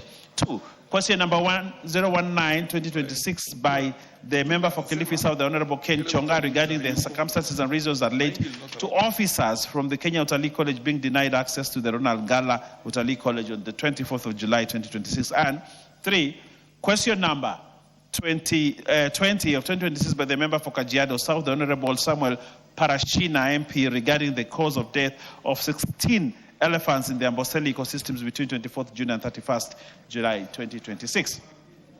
Cabinet Secretary for Education, question number 015-2026, by the member for Bahati, the Honorable Irene Joki, MP, regarding measures being taken by the Ministry to review and harmonize school reporting times in public learning institutions.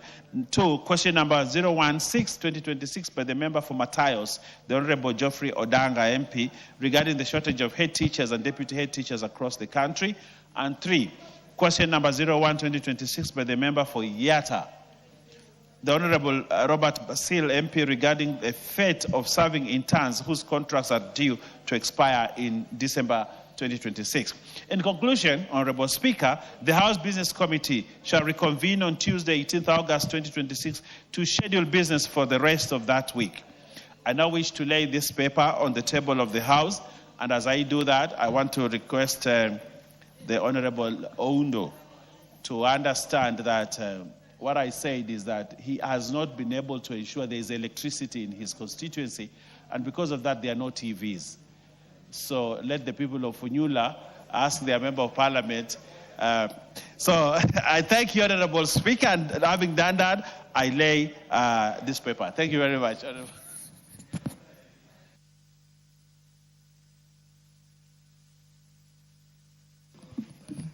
Honorable Speaker, Honorable Bai is being ridiculous and mischievous. Is the government he currently serves in that has refused to roll out development projects and now is trying to hide behind other members of parliament to hide the failure of this regime? No Kenya is going to be hoodwinked. Kenyans are not going to be cheated, and Nakiboko ni ile is going to be a tough one. I think should go on record. Their failure cannot be transferred to anybody else. Thank you. The provision of electricity is a national government function, not a member of parliament. So that's taken. We have two more questions sought. Honorable Ikiara. Ikiara, please be very brief.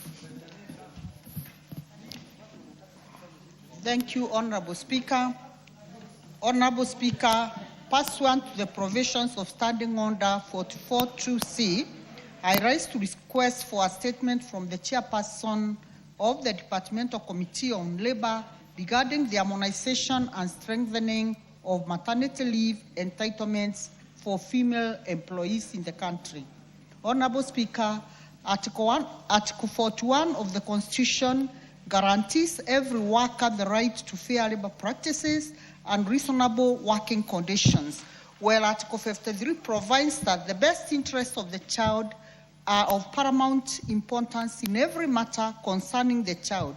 This Constitution guarantees and underscores the need for policies and laws that adequately protect mothers and children during the critical period following childbirth. Section 29 of the Employment Act 2007 provides female employees with 3 months maternity leave with full pay. The statutory entitlement falls below the minimum period of 14 weeks provided for under the International Law Organization Maternity Protection Convention 2000. Honorable Speaker, the duration and conditions of maternity leave have a direct bearing on the health and well-being of both mothers and children. Adequate maternity leave is critical to enabling mothers recover from childbirth, initiate and sustain breastfeeding, provide essential early child care, and establish healthy mother-child bonds. The World Health Organization and UNICEF recommend exclusive breastfeeding for the first 6 months of the infant's life. The disparity in maternity leave also presents a broader question to different periods of leave depending on their sector or employment arrangements. There is therefore a need to consider whether the existing framework adequately promotes equitable maternity protection. Honorable Speaker, it is against this background that I request for a statement from the chairperson of the Departmental Committee on Labor on the following. 1, measures being considered to address disparity in maternity leave entitlement for employees and in public and private sector. And number 2, consultations being undertaken with the Public Service Commission, employers and employees, organizations, and other relevant stakeholders towards the harmonization and strengthening of maternity protection for employees. I thank you, Honorable Speaker.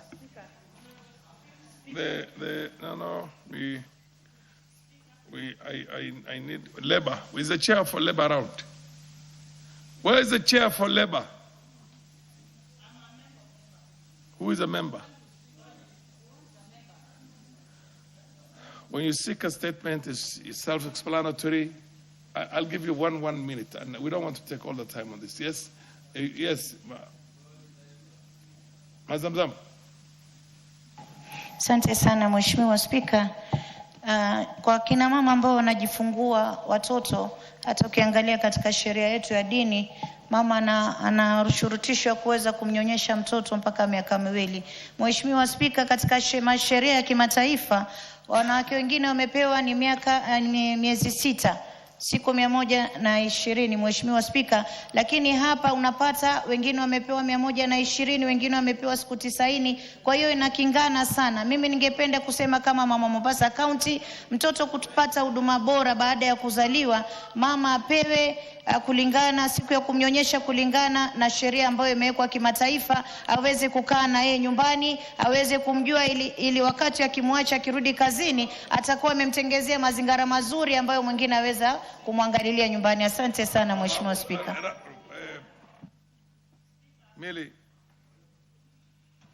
Thank you, Mr. Speaker, and I want to thank Honorable Dorothy for bringing that statement. Mr. Speaker, it's very important, as the statement suggests, that children stay with their mothers for a long period, especially for breastfeeding. It's only, I think, yesterday or the day before that we were dealing with the breastfeeding bill by Honorable Sabina Chege. And Mr. Speaker, I'd want to, when the question is taken by the committee, if they can just find out, if the committee could let us know how many agencies are falling below the statutory provision and what action can be taken. But above that, Mr. Speaker, I just want to say that sometimes people challenge us and say that it is not possible. I know people might even challenge and say that some of us are members of parliament, that's why we are able to. But all the people who work under me who are women, when they go on maternity leave, I don't give them any less than 6 months. Sometimes I give a year. Because we must also practice what we preach. And for me, and it's not only in my house, even when I've worked, even as a director of Credo, that was the condition. And we gave sometimes up to a year. And it has to be a cost to you as employer, because if you also want your children to be taken good care of. Thank you, Mr. Speaker. Donya, I thought you were going to take the undertaking on behalf of the committee. Well, you should say the point yourself. Okay, thank you, Mr. Speaker.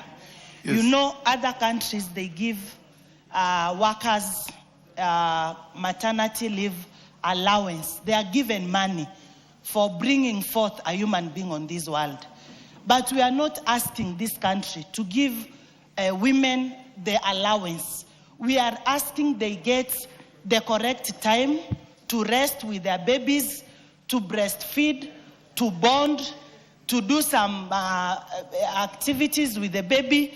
And above all, there is nothing bad like having any disparity in leave days, Mr. Speaker. As a member of Labour Committee, we will commit ourselves to give the feedback in 2 weeks, and we will consider this to the latter, Mr. Speaker. Thank you. The last one, Dawood. Thank you, Mr. Speaker. Mr. Speaker, I agree with Honorable Modoni's request. Mr. Speaker, the committee should even look at paternity leave so that it aligns with the maternity as well, so that it is structured. Thank you. Okay, Donya, how long order? You want how long do you need to come with it's a comprehensive thing. It's harmonization. It means you have to go through the broad spectrum of the employers in the country, government, private sector, public sector, everywhere, for you to be able to come up with a comprehensive report and say, this is how the practice is now, and this is how we intend to seek harmonization, whether through what do you call an amendment to the labor laws or whatever it is. So give yourself enough time.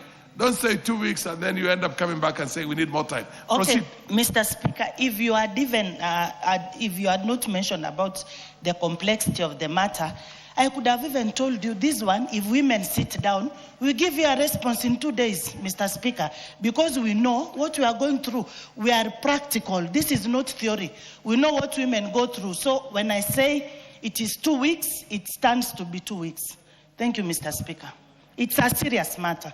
When you look at the question, it's not your emotional aspect here. The question says harmonization. Donya. Truth of the matter. Order. I don't think you understand how this question was put, or the statement sought. Harmonization, which means you first of all study exactly what are the current state, private sector, public sector, different private sectors, how much time they give. And then you come together with that, you collect that report, you collect it, and then you say, we intend to harmonize by saying 6 months, or 1 year, or 2 months, or 2 weeks. It's up to you. So don't underestimate. Don't underestimate the complexity of the matter itself, because you're answering a statement sought. You're not answering your heart. Thank you. Okay. Well, yes. Proceed, my dear lady from the Ma area, from Samburu, if I'm not wrong. Thank you, Mr. Speaker, for giving me this chance also to contribute on the issue of the breastfeeding and the leave allowance for the mothers. Mr. Speaker, this is really a very serious matter that needs to be given a lot of attention, because during delivery, mothers really go through a lot of difficulty. It's not all deliveries that are easy. And even bonding with the children, they need a lot of time. Mothers need to recover. They need to take time to heal. They need even to get their bodies come back to be able to work well. So they need to be given enough time as being proposed by the member who has just read the statement. So this serious issue needs to be discussed in depth, not only by the women, but by even all the employers in this country. They need to look at the legislation, and this must be clearly put into our legislation such that if an employee employs a woman or a lady, and it happens that a lady gets pregnant, they need to be taken care of when she's pregnant. They need to be given enough time during delivery. Enough time, we are proposing 6 months and beyond, so that they can get time to heal and to be able to regain the energy to be able to come back and deliver and give back to their work. Secondly, even the institutions after the women have given birth. Mr. Speaker, our institutions need to consider these breastfeeding women, because sometimes some come to work even carrying their children. And if even getting a place to sit and breastfeed their children is a problem. So we need all the institutions, including even Parliament, to have a special place, set a special place for breastfeeding of our children, so that those ladies who deliver can even continue breastfeeding their children after the expiry of their maternity leave period, so that we can take care of the children well and take care of our mothers. Thank you, Mr. Speaker. Fair enough. I'll give you an opportunity. Just relax.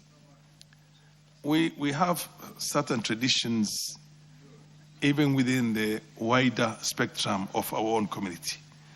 For example, one or two communities I know, the wives are supposed to breastfeed for at least 2 years or 3 years. The Ma community, am I right? And in that time, women are not even allowed to consummate love with their husbands. Am I right? That goes also for the Borans. It used to go for the Somalis in the olden days. I don't know whether it's still there. So when you need to do something, you do psychosocial, all this private sector, public sector. Yes, Honorable. Thank you, Mr. Speaker. I want to put my thoughts into this because I represent a rather different constituency where most of my constituents, mostly women, are single women and are independently employed. There are people who are working in the markets, people who are employed themselves.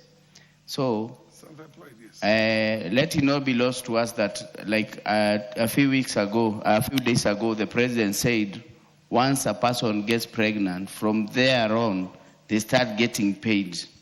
So I think, that is what he said from the State House. That is what he said. Order. That is what he said, and I think it is also be advantageous to us if these women who work in these markets also get some stipend during that leave, so that they can be able to survive for the maternity leave also, so that they can. There's no woman who is more woman than the other, so they also deserve this stipend as they are breastfeeding their children for a period of maybe those 6 months. I think this is something that should be looked at generally. We should not subject only those women who are. You've made your point very well. No, I do understand. The chair understands what he said. You are talking about maternity leave for people who are order.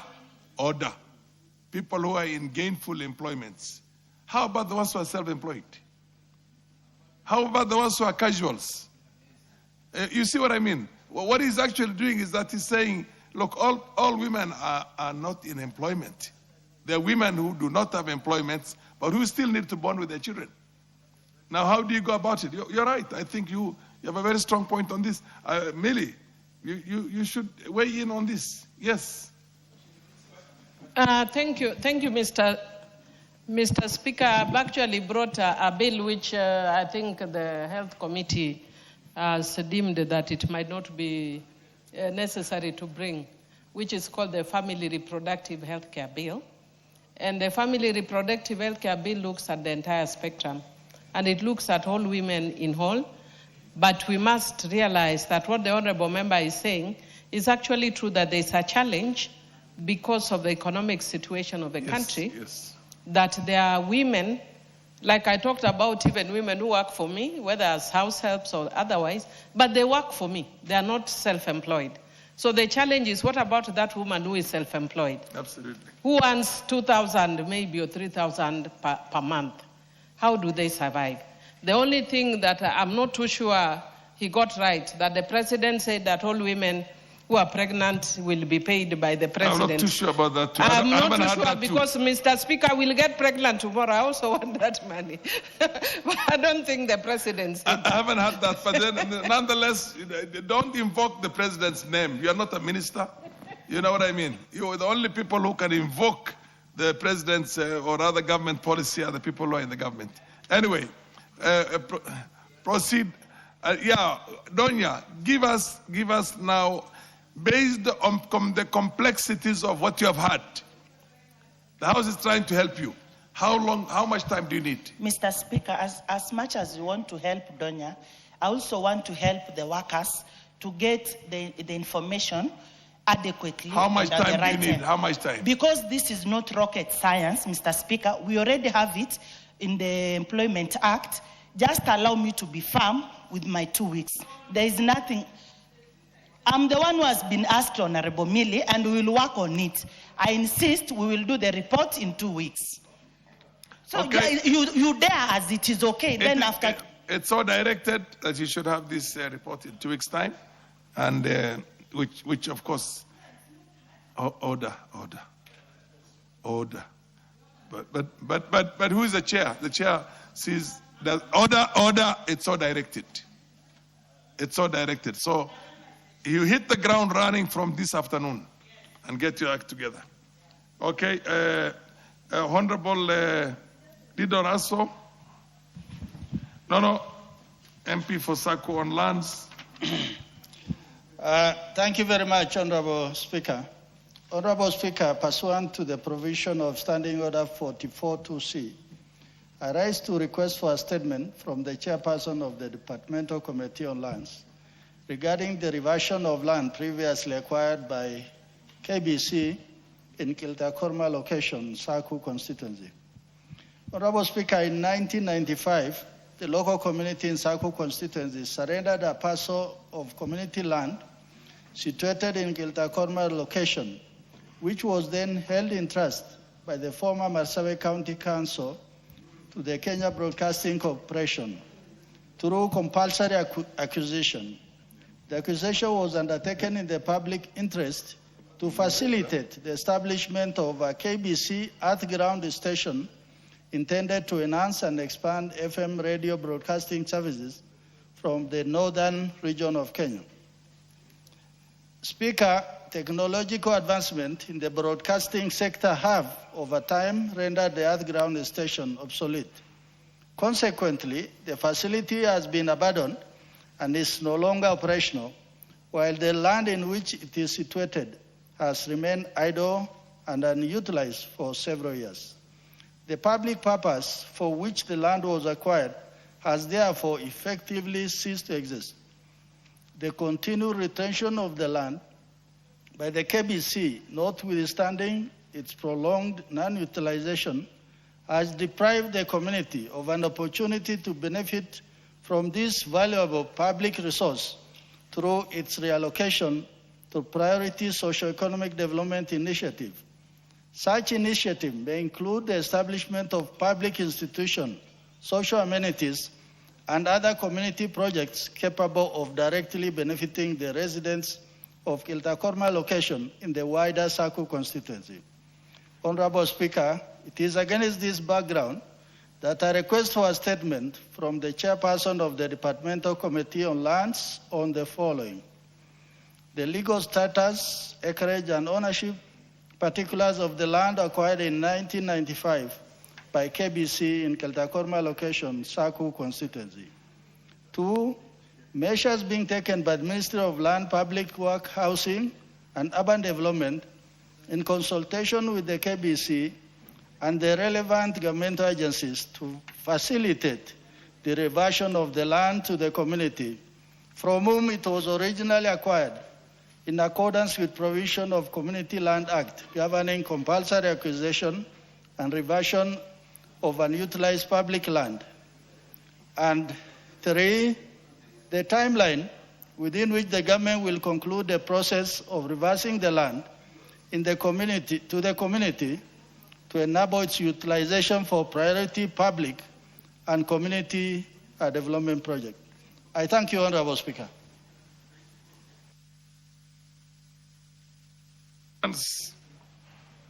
Lands. Yes. Give an undertaking. I give an undertaking of 2 weeks. You will have the reply on this issue. It's so directed.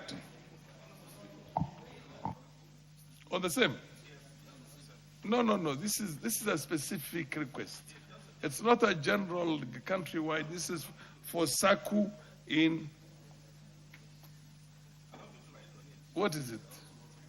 No, you see this business of writing. Thank you, Honorable Speaker. It's just enriching what Mheshimiwa has said. Yes. And Honorable Speaker, allow me to request that the House benefits from myself as the chairperson of PIC. Where I sit, Honorable Speaker, while he will be doing the report, let him also include if that property has ever been attached, Honorable Speaker, in terms of it having been used by KBC to secure any loan, Honorable Speaker. KBC? Yes. Secure a loan? Yes. So let him also go a step further to make sure he also unveils it to the House. It is free of any encumbrances? Yes. Okay. Thank you. You have had that, Honorable Member for Retired Major. Take note of that. Yeah, what's your, yes? Thank you, Mr. Speaker. Riding on what the Honorable Member for Saku has said, Mr. Speaker, Kenya Broadcasting Corporation has got land all over the country. And in each main center, in each town, be it Kitale, Mombasa, Mr. Speaker, some of these, like the one in Kisii town, actually is now moribund. There are people doing mitumba from the premises.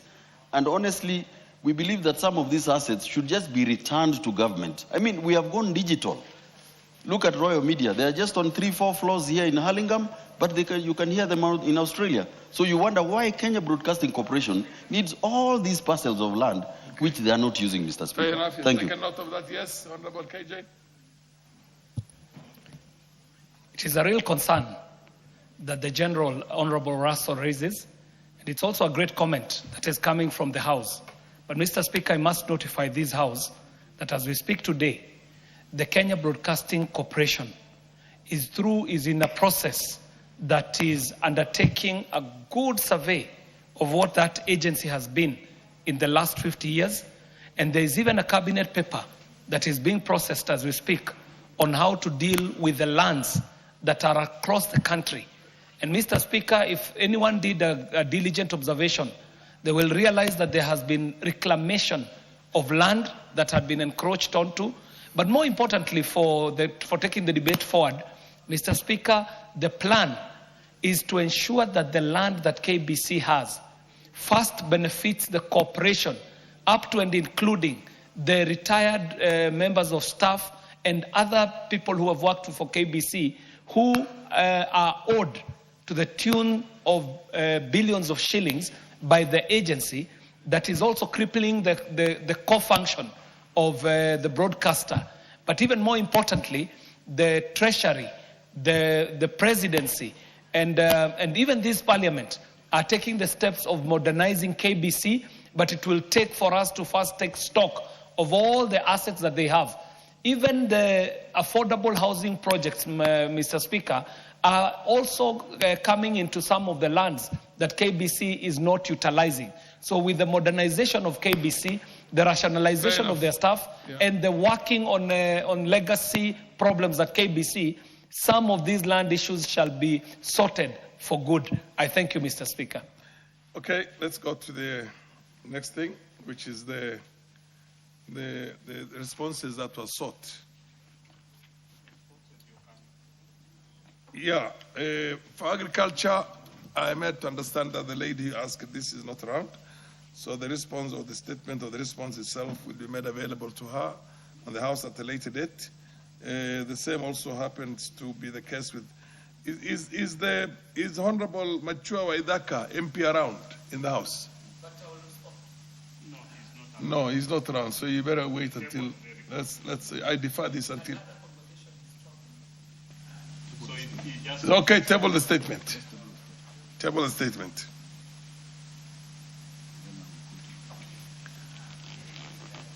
Just table the statement.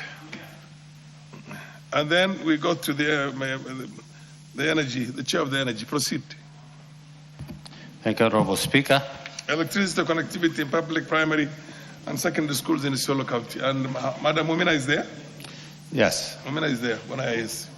Thank you, Honorable Speaker. The following is... Do you have a copy of the statement, of the response?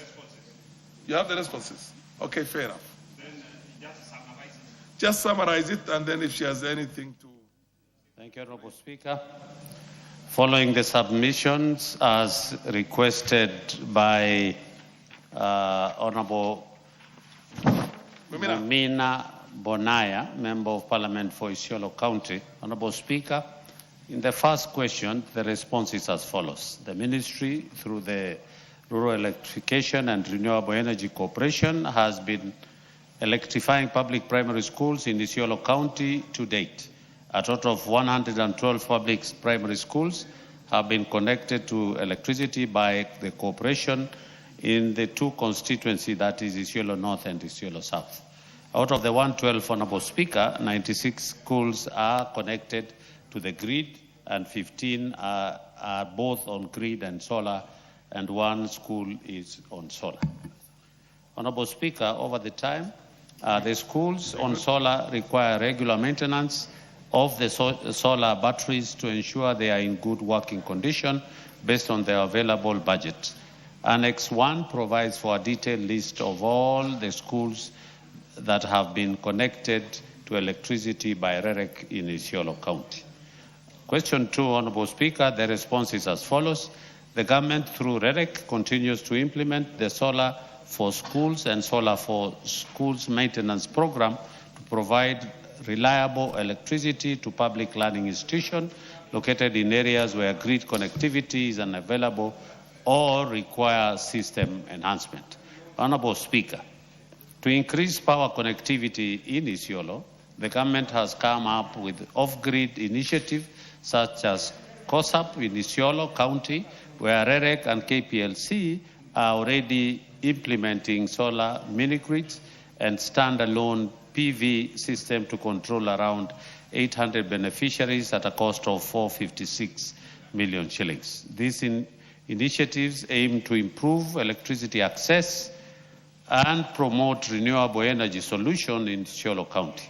KPLC is installing a standalone PV system in public facility, and REREC is installing 5 mini-grid systems as indicated on Table 1 below, which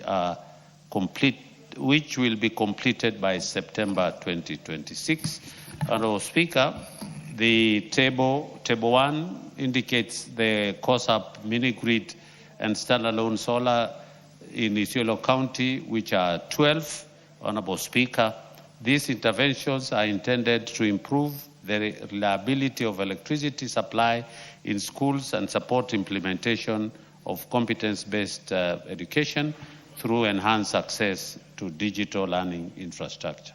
Honorable Speaker, question number 3, the response is as follows. The Ministry of Energy and Petroleum through REREC continues to identify and plan electrification projects for public learning institutions across the country, subject to the availability of budget allocations. Currently, 17 public schools and secondary schools in Isiolo County have been identified and are included in corporation planning database for future electrification.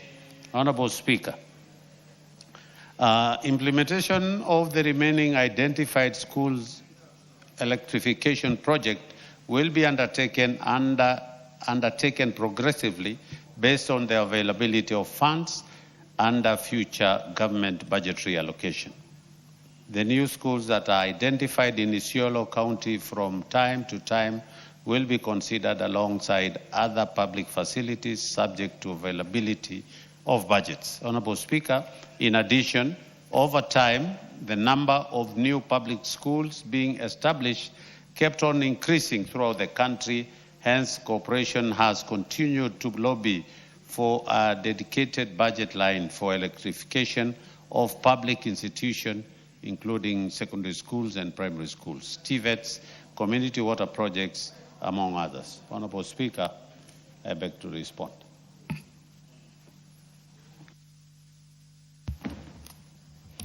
Honorable Speaker, I wish to thank the Ministry for the response, but I must say I am disappointed as the responses given didn't address my concerns and also didn't speak to the specific questions that I asked in my statement. Speaker, in my statement, I did provide list of schools that are yet to be connected to electricity. And alongside that, I asked specific questions. My first question was the status report of electricity connection to public primary and secondary schools. In their response, the ministry didn't actually talk about the secondary schools. They only focused on primary schools, and my statement had both public and primary school. Secondly, in their response, where they listed primary schools that have been connected, which is 112, I want to say, Speaker, as we speak now, if you look at the 112 primary schools listed as connected against the 58 schools that I listed as not connected, then the report you are giving is misleading. So I want to ask the ministry, why are they misleading this house? Because most of the schools they've listed in those 112 schools as connected are yet to be connected. Further, Speaker, I asked about short-term measures that the ministry had put in place to provide alternative energy sources for schools that are still unconnected. And I asked this because of the CBE, competency-based education, that requires digital, part of the learning that must happen is on digital learning, where energy is required as a source. So there was no response to that question, the alternative measures in place. And finally, on plans and budgetary allocation in place by the ministry to ensure the schools are connected, the only response they give, which they did casually, is to say it will be done on availability of funds in future. No plans, no budgetary allocation, nothing. And finally, Speaker, where they've listed mini-grids to be done in 7 areas, I think, they've not shown the plan to have schools connected after that. So those are my concerns, and I think nothing in that response has addressed the issues I raised in my statement. I thank you. Yes, Oundo, what's the issue? Go ahead, Speaker. The other side are getting so jittery whenever I'm given a mic. I don't know why. Honorable Speaker, let me thank the chair of the Committee of Energy for being a forthright and hard-working member of Parliament and chair. And sometimes I sympathize with him, and I sympathize with many of the chairs that they come to the point. So, Honorable Speaker, the point raised by my colleague here is about connectivity to public institutions. It is unacceptable that this area of CBE, you find primary schools, you find even secondary schools, you find even technical training institutes are not connected to mains electricity. As a country, as a parliament, I want to urge Chair, if at any time you go again to do the supplementary budget or any budget, please drop everything else. Make sure all public primary schools or public secondary schools or technical training institutes have got mains power electricity connected. In my constituency, Honorable Speaker, as I stand here today, and I'll move a substantive question, I have 5 primary schools built by NGCDF during my term that have got no power. I have a youth polytechnic that was built by NGCDF before it was passed over to the national, to the county government. Order, you have made your point. You made your point. Once you say that all, you made your point. Now, don't engage in a debate on your constituency when indeed what we're discussing is Momina's constituency. Now, Chair. Yes. Do you wish to? Thank you very much, Honorable Speaker. I wish to say something about this. You know, Mr. Speaker, The Honorable colleague Mumina was specific about schools. She didn't ask about settlement, new areas, and all that. If we say education is single equalizer, and half the schools in a county does not have access to electricity, it means they are not on computers. They are not on social media. They are not on the new gadgets that learners will have access to education. So for that reason, Honorable Speaker, when a colleague raises such a question, I think the answer should never be pedestrian. The department must take stock of what are the issues. How can they rope in? How can they support that particular region? And I think the issue of marginalization is clear in this case. The children in Isiolo cannot perform well in national Fair enough. education. You've made your point, Honorable Dedidoraso. Chair, the Honorable Mumina asked specific institutions. Madam Bonaya, you have gone to areas that she did not seek. Can you go back and not say that when funds are available, but give a definitive undertaking that you will seriously look into this and see how those institutions can also be provided by, is it called mini grids? What do you call them, mini grids? Mini off-grid or mini solar grids? They don't cost so much. But you see, for somebody who comes from where you come from, where electricity is normal. Available throughout. Yes. And Honourable somebody, Speaker, coming from Momina's constituency and my constituency, where electricity, children have not seen electricity for more than half of the constituency all their lives. You need to be so sensitive to the extent of giving definitive undertaking on how you intend to tackle that problem. And if you don't think you have that one right now, ask for the chair to allow you to go back and come back with a more comprehensive answer. I thank you, Honourable Speaker. Exactly that is what I wanted to say. And it's unfortunate. If she actually, because I never saw this, when she gave her statement, by the time, if she did ask specific for 50, was it 58 or 54? Yes, and they are not listed here. No. Then, and second, Honourable Speaker, is also important because we had shared this before I was given an opportunity for me to be able to respond. Fair Chair. Well, how much more time do you need to come back with a specific undertaking on how? Yes, within 2 weeks. Within 2 weeks, Speaker. But at the same you're time, happy with 2 weeks. It's so granted. I think 2 weeks is, in my opinion, sufficient.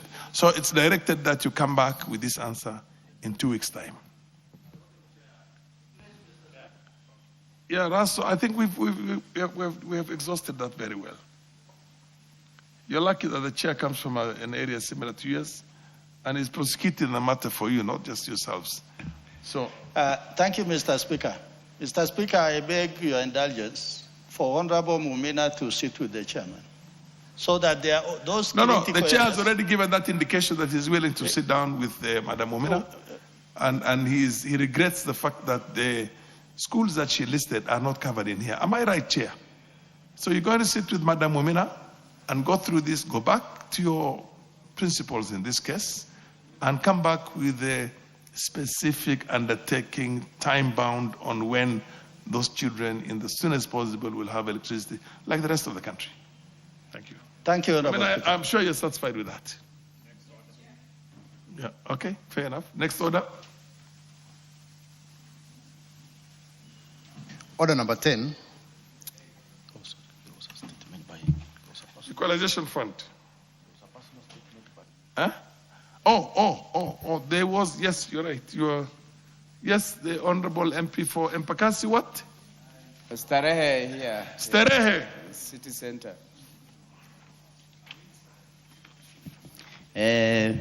Thank you, Mr. Speaker. This is a personal statement regarding the withdrawal of my bodyguard. Honorable Speaker, pursuant to the provisions of Standing Order 44.2E, I rise to make a personal statement regarding the withdrawal and transfer of my personal bodyguard, Constable George Mwirege Muturi, P number 201-506-2670, from my official security detail. Honorable Speaker, Constable George Mwirege Muturi had been assigned to me in the course of my official duties as a member of Parliament. However, recently he was recalled from my security detail and redesignated back to his former duty station in Keio North Sub-County, thereby ceasing to serve as part of my designated security detail. Honorable Speaker, I'm particularly concerned that the recall and transfer of the officer was effected on the 8th of July 2026 during the heated campaigns of the Olkalau constituency by-election. This was done without prior consultation or communication to me on the reasons for the action, and without a replacement being assigned to my security detail. I wish to place on record that the withdrawal of a security officer assigned to a member of Parliament is a matter that ought to be handled with due regard to the security requirements and official responsibilities of the member concerned. The absence of my designated personal security officer has implications for my safety and may adversely affect my ability to discharge my constitutional and parliamentary responsibilities effectively, particularly in the course of undertaking official duties and engaging with constituents and members of the public. I therefore seek the directions of the Honorable Speaker on the matter, and in particular request that the appropriate authority inquire into the circumstances leading to the transfer of Constable George Mwirege Muturi, establish the reasons for his removal from my personal security detail, and clarify measures being taken to ensure that my personal security is reinstated. I thank you, Honorable Speaker. Personal statements do not have any debate. It's just that. But just for the curiosity of the House, you now don't have a security. You don't have at all. Don't have any. Yeah, I don't have any. How many were you allocated in the first place? I had one. And that one is withdrawn? Has been withdrawn during the Olkalau by-elections. I don't know, for reasons best known to them. Anyway. But neither... I'm in DCP, I'm in one term, nevertheless. Order,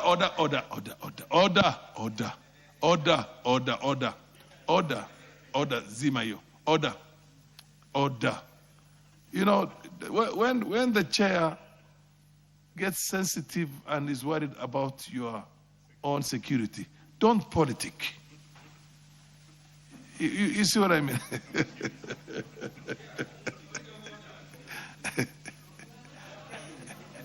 You cannot have a point of order, you cannot have any debate, you cannot raise anything.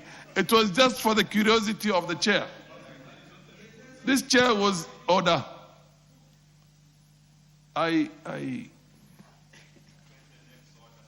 Next order.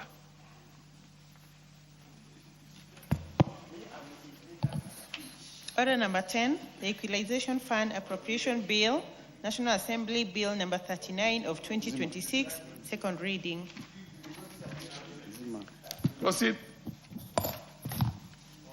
Honorable Speaker, I thank you for giving me the opportunity to prosecute this matter in the order paper. Honorable Speaker, I would like to move that the Equalization Fund Appropriation Bill, National Assembly Bill number 39 of 2026 be now read a second time.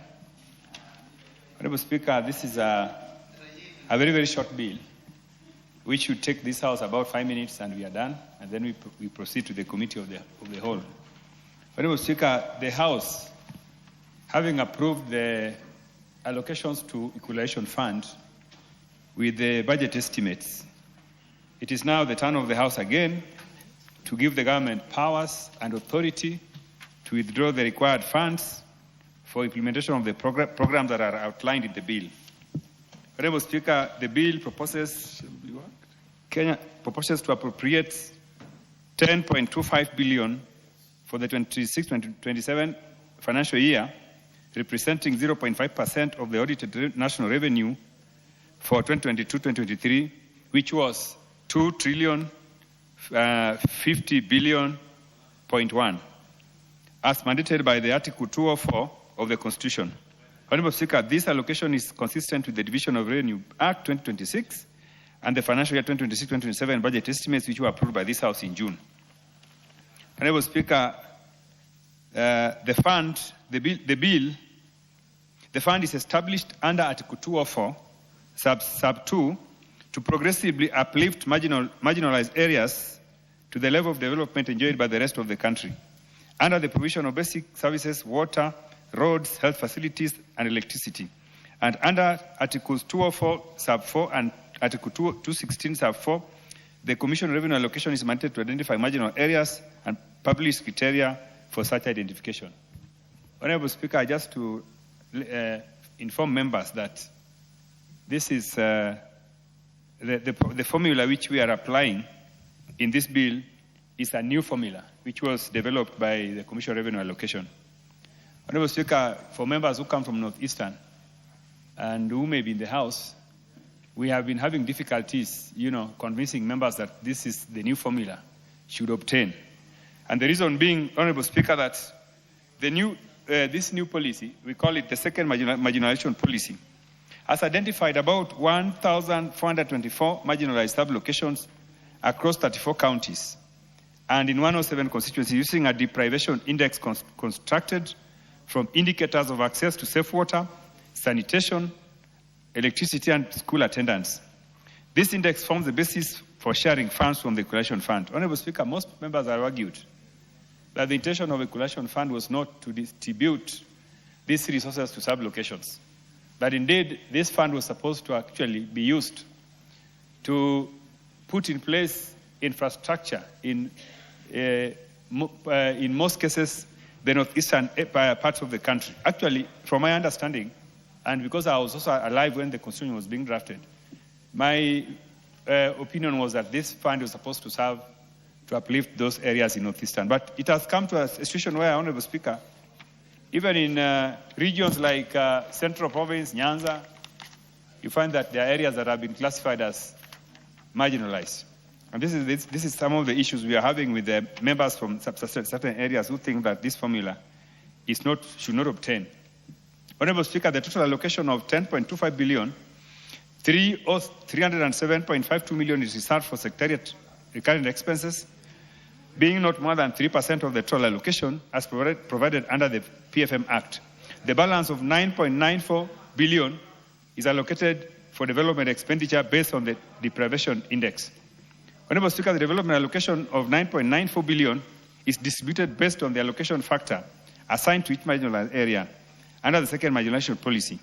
The bulk of the funds are directed towards arid and semi-arid areas, with Turkana receiving the largest share of 1.13 billion, followed by West Pokot with 1.01 billion.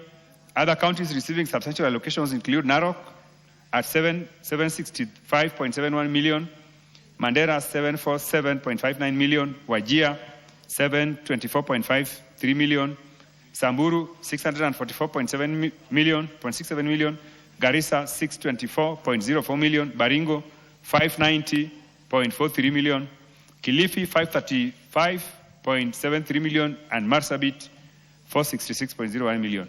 Honorable Speaker, this pattern indicates that the majority of marginal areas are situated within these 9 counties. Honorable Speaker, the committee has noted several concerns. First, the identification of 1,424 marginal areas has resulted in excessive fragmentation, with some counties receiving as low as 6 million, giving rise to numerous micro-projects that may not achieve the fund's constitutional objectives. Honorable Speaker, can you imagine a county has been allocated 5-point-something million, and that 5.9 million is supposed to help in bridging the marginalization gap? I think this is what we are saying, Honorable Speaker, that this really doesn't make sense. And if we really want to uplift these regions, then we must have another formula which is going to really, allocate proper resources for the changes, for the areas to be marginalization to be addressed. Honorable Speaker, secondly, the committee knows that CRA is currently developing the third marginalization policy. However, the first and second policies adopted entirely different methodologies for identifying marginalized areas and allocating resources, leading to frequent changes in beneficiary areas and fluctuating funding levels. This inconsistency has made it difficult to assess the fund's long-term impact and has created uncertainty in project planning and implementation. Honorable Speaker, the House, we must urge CRA to develop a consistent and predictable framework for the third policy, ensuring continuity and enabling meaningful evaluations of whether the fund is meeting its constitutional objective of improving the quality of life in marginal areas. Honorable Speaker, concerns persist regarding the potential duplication of projects under the Equalization Fund appropriations with those implemented by county governments in the 34 beneficiary counties. To maximize impact and ensure efficient utilization of resources, closer coordination between the Equalization Fund Advisory Board, implementing agencies, and county governments is essential so that projects complement rather than overlap. Honorable Speaker, this is a concern that some of the projects that we have captured here are also being implemented by the various counties where they are situated, and this is getting overlap. So we need to find a way in which this advisory board, fund board, will work closely with the counties to ensure that there is no overlap. Honorable Speaker, notwithstanding the challenges, the committee recommends that the bill is passed without amendments. This is because the total sum of 10.25 billion set out in the bill is consistent with the allocation made to Equalization Fund under the both Division of Revenue Act 2026 and the budget estimates for the year 2026-2027 approved by this House in June. Honorable Speaker, as I said, the bill is very short. If you have a copy of the bill, you will see the allocations captured per county, with per constituency and per sub-locations. So, Honorable Speaker, with those many remarks, I would like to move and ask my able Vice Chairman, the Honorable Dr. Pukose, to second. Thank you, Honorable Speaker, and thank you, Chair. I beg to second the Equalization Fund Appropriation Bill, National Assembly Bill number 39 of 2026. Honorable Speaker, as the Chair put it, this is almost like a procedural motion because in the Division of Revenue Act, we already passed this bill and it was debated. Honorable Speaker, when you see in the Division of Revenue, the amount that was allocated in the equalization was 10.25 billion. And this is to 34 constituencies, to 34 counties, 107 constituencies, and 1,424 sub-locations. In the second formula that we are now applying, it is giving money at the unit of operation at the sub-locational level. And this money is not deposited at the county. There is a special account at the central bank that this money is deposited, and then the sub-locations form committees. Then these committees identify the projects in roads, in electricity, in schools, and water, where they can be able to allocate that amount of money so that projects can be advertised at the county level, where you have all the offices being represented of the CEC Finance, Office of the County Commissioner, and then Office of the Funds Manager is also a member to that. And you'll find that with the second formula that was applied by CRA, they went and looked at several factors within this area in terms of electricity, in terms of roads, in terms of poverty, in terms of water, and this is how they came up with that second formula. I know that this might look, the amount of money might look small, but when you look at counties like West Pokot with many sub-locations, they are getting quite a huge amount of money. You look at TRT is getting almost 400 million. And when you compare this amount of money with even what we get in CDF, this is money enough that can make a really serious change within those areas. The only challenge is when you find counties trying to play some tricks by naming or doubling, or let's say once a project has been identified, the county wants to add even some money, which might not even go into implementation of that project. I think that's where our problem is.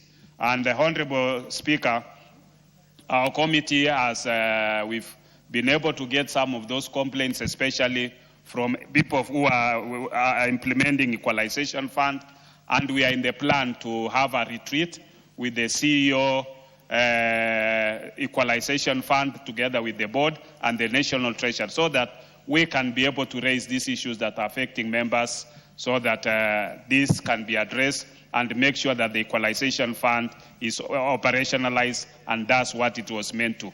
So far, equalization fund has received only, this is the third disbursement.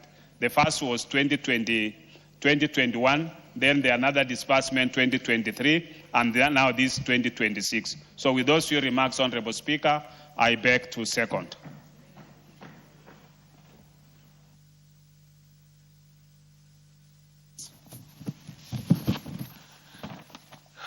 I now propose a question that the Equalization Fund Appropriation Bill, National Assembly Bill number 39 of 2026 be now read a second time. Second. Yes, what's your point of order, Honorable Kore? Thank you, Honorable Speaker. This is a very important bill, and it has got a lot of interest for members from northeastern and northern Kenya in general. And we have not internalized, we have not discussed this at length. And Honorable Speaker, I would want to ask whether even we have the quorum to discuss this bill at this stage, this important motion.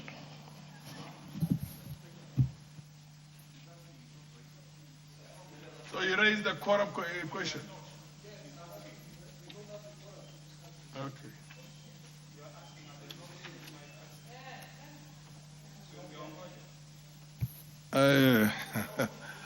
Where is the check? Eh? Just check. Order, order. Check if you have quorum.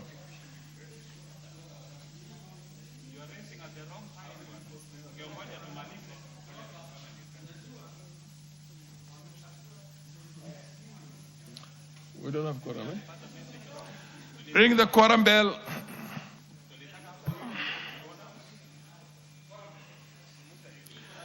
Where are the whips? Whips, go and look for your own members.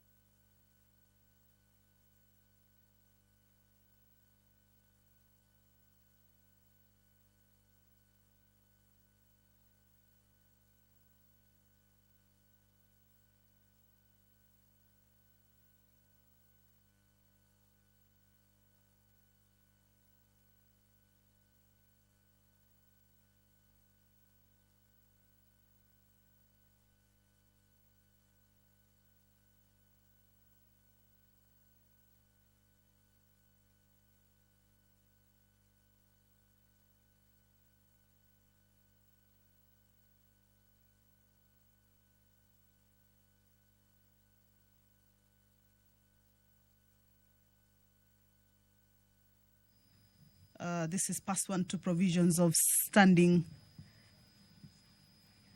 Order 35. And the members of the National Assembly were about to begin debate on the Equalization Fund Appropriation Bill, a bill originating from the National Assembly, Bill number 39 of 2026. This is a bill that is supposed to undergo through second reading, that is debate, and then also move on to the next stage, that is consideration of it at the Committee of the Whole House stage. However, at the point when the chairperson of the Budget and Appropriations Committee, Honorable Samatandi, was about to move this particular bill, a member rose on a point of order indicating that the House lacks quorum during the proceeding, and that this particular business should be given much, or should be considered at a time when the House is well curated, for it to be able, or for members to be able to weigh in on their opinions regarding the contents of this particular bill. This is a bill, or basically a legislative instrument that authorizes the release and expenditure of constitutional allocations from the Equalization Fund. Remember, the Budget and Appropriations Committee recently adopted its report. It's a bill that had undergone through public participation, and the committee adopted its report, and this afternoon the bill was coming up for first reading, or for second reading, that is debate. This is a bill that authorizes the release of 10.25 billion Kenya shillings out of the Equalization Fund for this financial year, that is the 2026-2027, monies that have been ring-fenced and to be released to counties or areas that have been categorized as marginalized. And strictly...